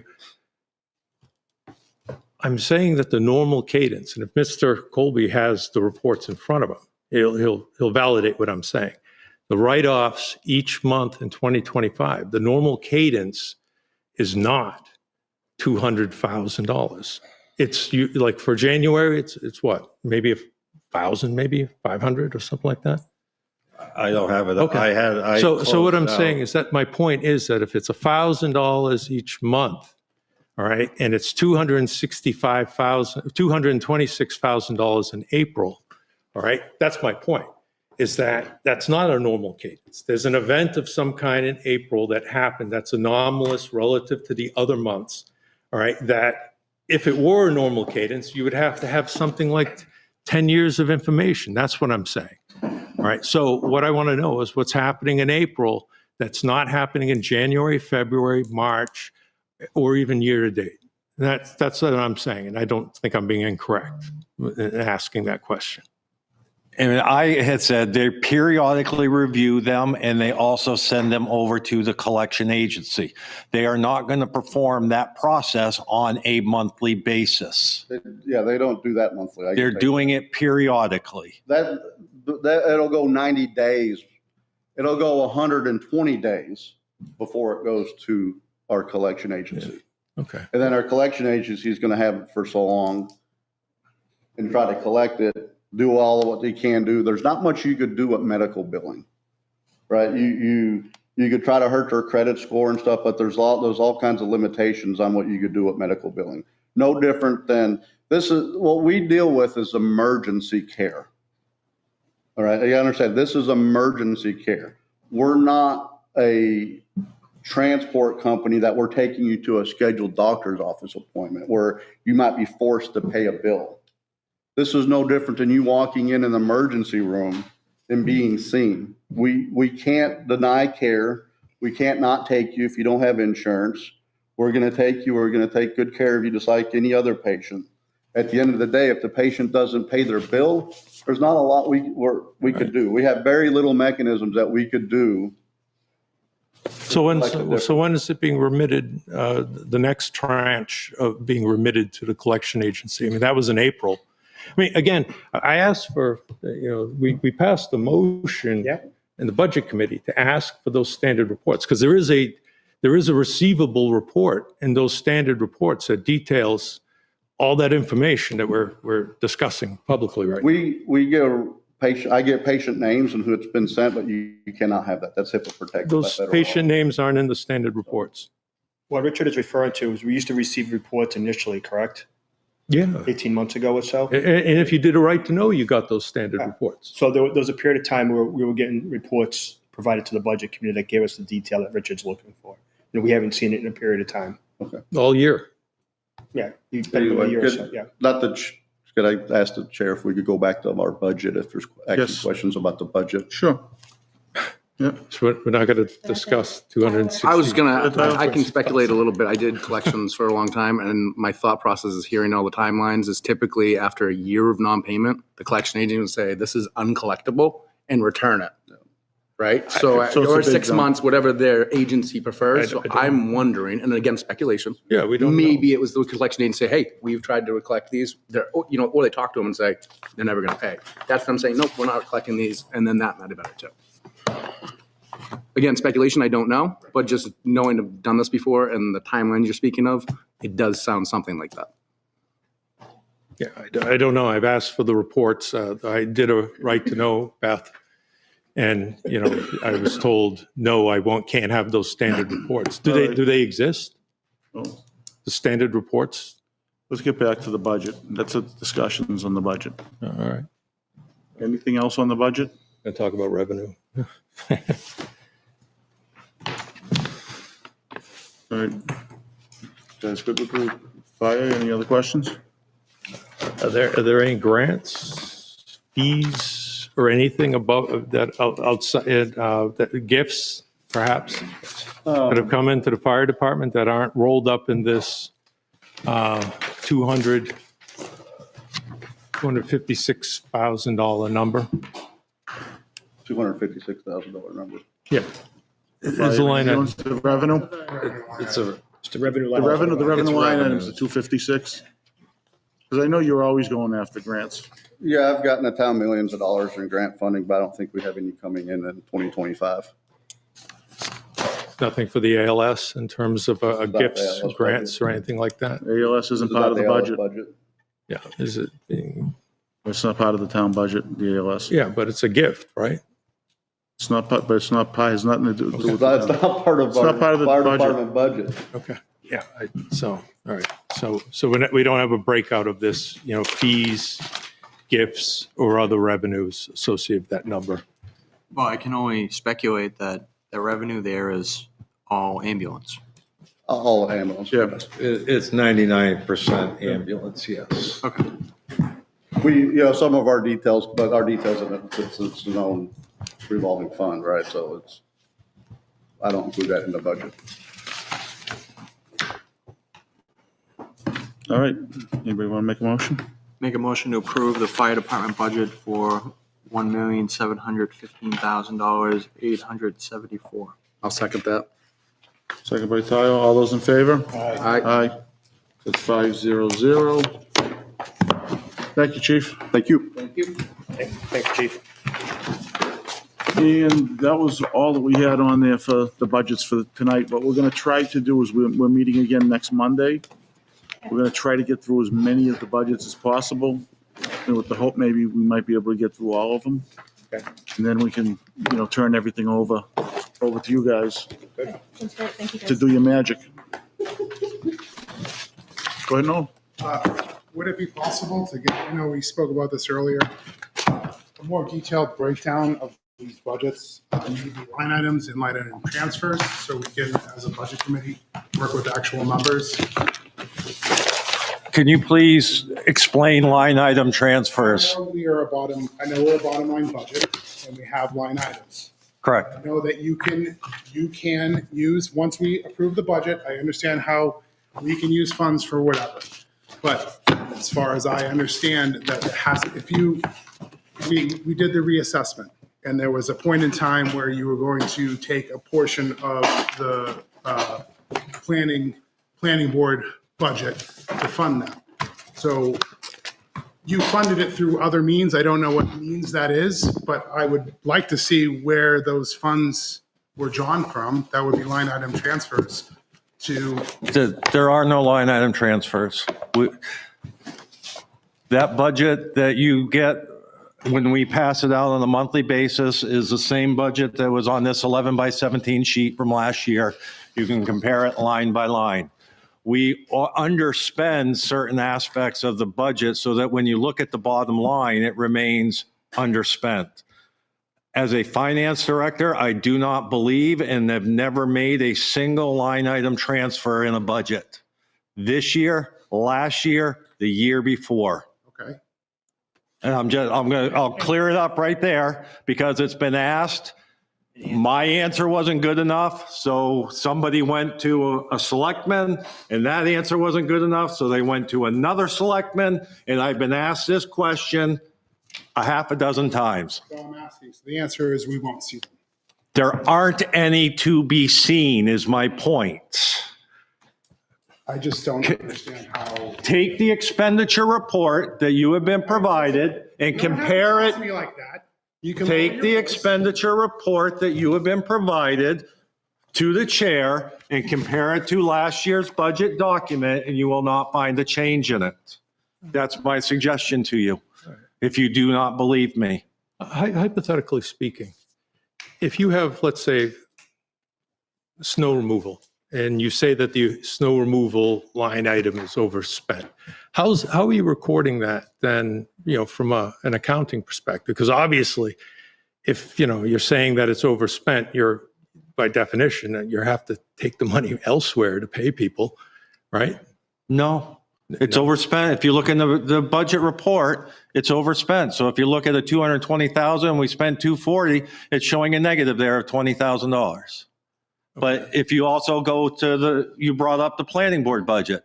We have not spent you'll see a underspend in the planning board budget of 10,000 or 20,000, whatever was decided to be done. So when you look at the bottom of the reports that have been provided to you, you will see an under expenditure.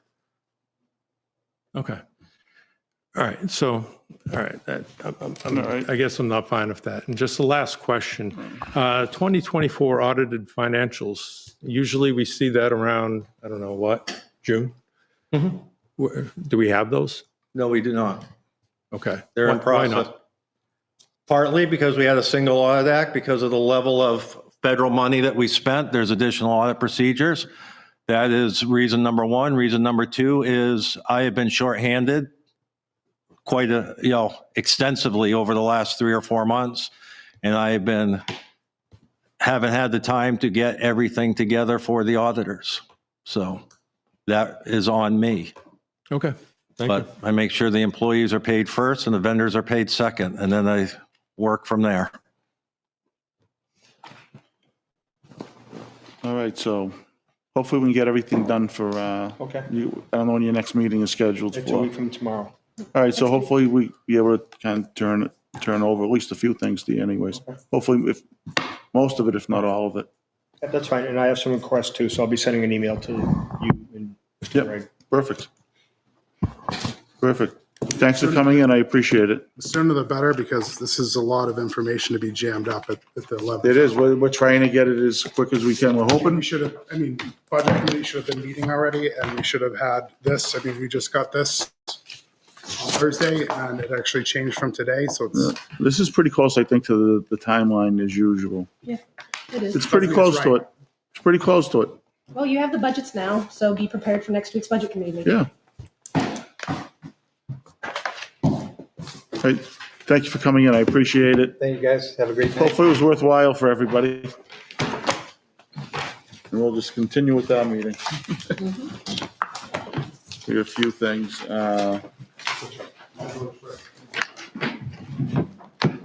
Next up, we'll approve the consent agenda.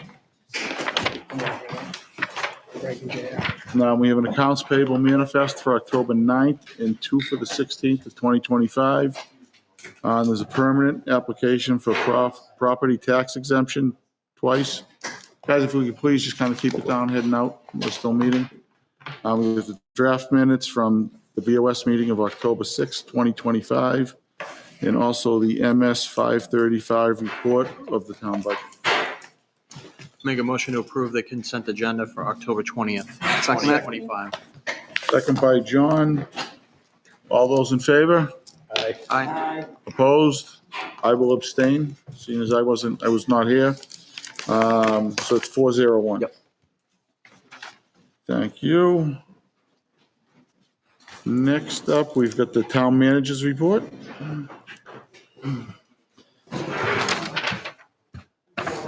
So I've had a busy couple of weeks, doing interviews, personnel matters, also dealing and reviewing citizen issues. We had the Gasset hearing here on last Thursday night, the Governor's Advisory Committee on Intermodal Transportation. So Executive Counselor Stevens held a hearing in this room. It was very well attended, was quite pleased. Prior to that, as she had mentioned, I met with Counselor Stevens and the Assistant Commissioner of Department of Transportation up at the town forest, and they strongly agreed and are going to take steps to removing the passing zone during that stretch. So a real safety concern. So that's, very good news. Have been, spending time with the budget. The water project is in full swing.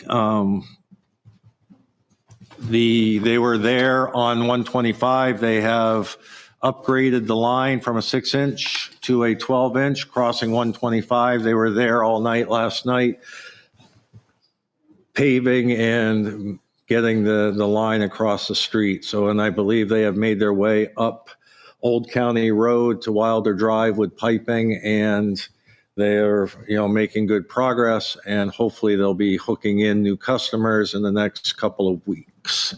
Otherwise, The construction company is waiting on the boring company. I think they're coming in on November 4th. So once that happens, hopefully they'll be able to tie all the pipes together and get water flowing, hopefully before Thanksgiving. So. All right, thank you. Bill, just had a question. I did attend the gas meeting, or that's what it was called. They talked about the no passing zone, or making that passing zone no passing. Did they give a timeline to you when that work is going to be done? We were told by the end of the year. So it's a pretty simple fix. They're going to pull out all the signs, the no passing zone, end signs in the beginning. And then I believe the assistant commissioner had told district to say some yellow paint because they were coming out, and hopefully they have, and they'll just quickly paint over it. So That should be a quick fix. it should be a quick fix. And I think that'll definitely help on that road. And we've talked about it. And the two projects that they had on the Rockingham County, one of them's the timing of the lights on 125. I know we've been talking about this for a long time. They didn't mention any time on, is there any way we can like lean on them to get? I actually got a date, but not a month. Okay. I got 2027. That project was coming out, and it's a $950,000 project. So they're not doing it until 27? That's what I got, and you know what? Just as they said at the meeting, the more people that show up at that next meeting and more people bring up and email in, the higher you get up on the list. Because that, The squeaky wheel. Squeaky wheel. I think that one's really important to the traffic calming on Main Street, because Absolutely. once they sync up those lights, it's going to be a little more efficient for people to travel 125. Especially bigger rigs. Yeah. So. And we still have the information up on the website to be able to look at the information. And within that, there is information on where you can reach out and comment. They are having, Councilor Stevens is having one last Gasset hearing, and it is Wednesday night up in Greenland. So. Well, I would suggest making a plea to the public. If you want these projects done in a timely manner, maybe we should get more emails out to that committee so that they can maybe fast track these a little more. Because waiting till 2 more years to do the light syncing is. Yeah, that's crazy. You think that's something they should be able to accomplish a lot faster than that. It was one of the lowest line items on the list. It was one of the lower items on the list. And I'm kind of hoping that maybe we can push out, hey, a reminder, November 13th, please come and join us again and hear what your executive counselor has to say, and then put out another reminder, and then a couple of days before, put another one out to get more people involved, because Mr. Gifford is correct. The squeaky wheel does get what we need, and we really need the calming study. We really need to have North Ave looked at, and we really need to address 125 and the traffic so that trucks aren't hauling down Main Street, because what's it going to take? A child being hurt or worse, or a car and a family taken out because a truck is just trying to make his time to get to 495. What's it going to take? Yep. November 13th is the public hearing only on the traffic calming project. Correct, but we need to get people here for that to get in front of Executive Counselor Stevens, and hopefully we can catch her ear on other issues as well, as she's here either before or after the meeting. Yeah, I think the strongest point on that is email. Yes. Go on our website, find that line, click on it, create an email. It's recorded. Everybody can do that. Right. Some people can't make meetings. Some people aren't comfortable at meetings. But you can sit right down in your living room and have a say in what's going on. Yeah, and that's your voice being heard instead of sitting in the audience being silent, because then nobody knows what side you're on. Personal cell phone She number. gave her to cell people, phone. too. She said she hasn't heard from a lot of people from Plastow. Yeah, So so- she needs to hear from more. Yeah. Jingle her up. Can we post her cell phone? Sorry. Sorry, Counselor Stevens. I think it's a more effective email process. Yeah. She said it was the worst kept secret in New Hampshire was her cell phone. So So, yeah, And I do please, appreciate everything she does for Plastow. I She does a really lot. do. she's done a lot for Well, this town over the years. If you look at Route 111 over there, Irma Road. Irma Road. Irma Road, she got the word. The people in the neighborhood spoke up loudly. Yeah, And so, something happened. yeah, we need to bring it on. Absolutely. All right. Anything else, Greg, or that was it? Thank you. Thank you, Greg. Thank you. You've had a busy few weeks. A little bit. I'd like to say the same for me, but no. Little salt in the wound there. All of us just got back. Exactly. I'm still jet lagged out. All right, Selectmen's reports. Tyler. I also attended the Gasset hearing last week. We had a rec commission meeting. Said our farewells to our rec director. No new additions there. They do have the pumpkin carving, or the Halloween festival we're having Saturday here at Town Hall, 4:30 to 7. Come dressed up, get some candy, bring a carved pumpkin, and they are doing the toddler trick or treat on Halloween. I believe that is at 10 a.m. Other than that, that's it. Liz? I attended the Gasset meeting as well. Sorry, my phone went off during that. I did the planning board meeting. I believe the planning board has a budget ready to insert into the planning department. Energy committee will meet the first Wednesday of November, and that's about all I have. In the planning board, they'll have their own budget, right? It's not going to be part of the planning department, right, Greg? We broke up the planning budget into a planning board and a planning department. So that'll be good. Jay? I went to the Gasset hearing. I was happy to see a large turnout of Plastow residents. That was good. There were people from other towns, but it was good to see a large turnout from our town. I hope we can get that again on November 13th for the traffic calming. It looks like we're going to have our first budget meeting next Tuesday, the 28th. So that will start up. That should be fun. And let's see, what else? Senior transportation, they did have one more event. I don't know the outcome if they found any other drivers, but, you know, we are still looking for drivers for the senior transportation program. Right now, I believe there's about 7. So help us at least get it started and start hopefully to provide rides come November, December timeframe. So there'll be more information on that coming. But if you're interested in being a driver, you can do what you can. You don't have to do a set number of hours. You don't have to drive to Boston. You can do what, you know, you feel comfortable doing. So if anyone is interested, please call the town hall and we'll put you in touch with Greater Salem caregivers so that you can, you know, get signed up and registered. So I think that's all I have. Right. Thank you, Jay. Welcome back, Bill.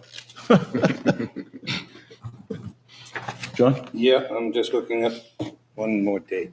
So the other affairs had their apple pie social, and that was well attended. Everybody enjoyed that.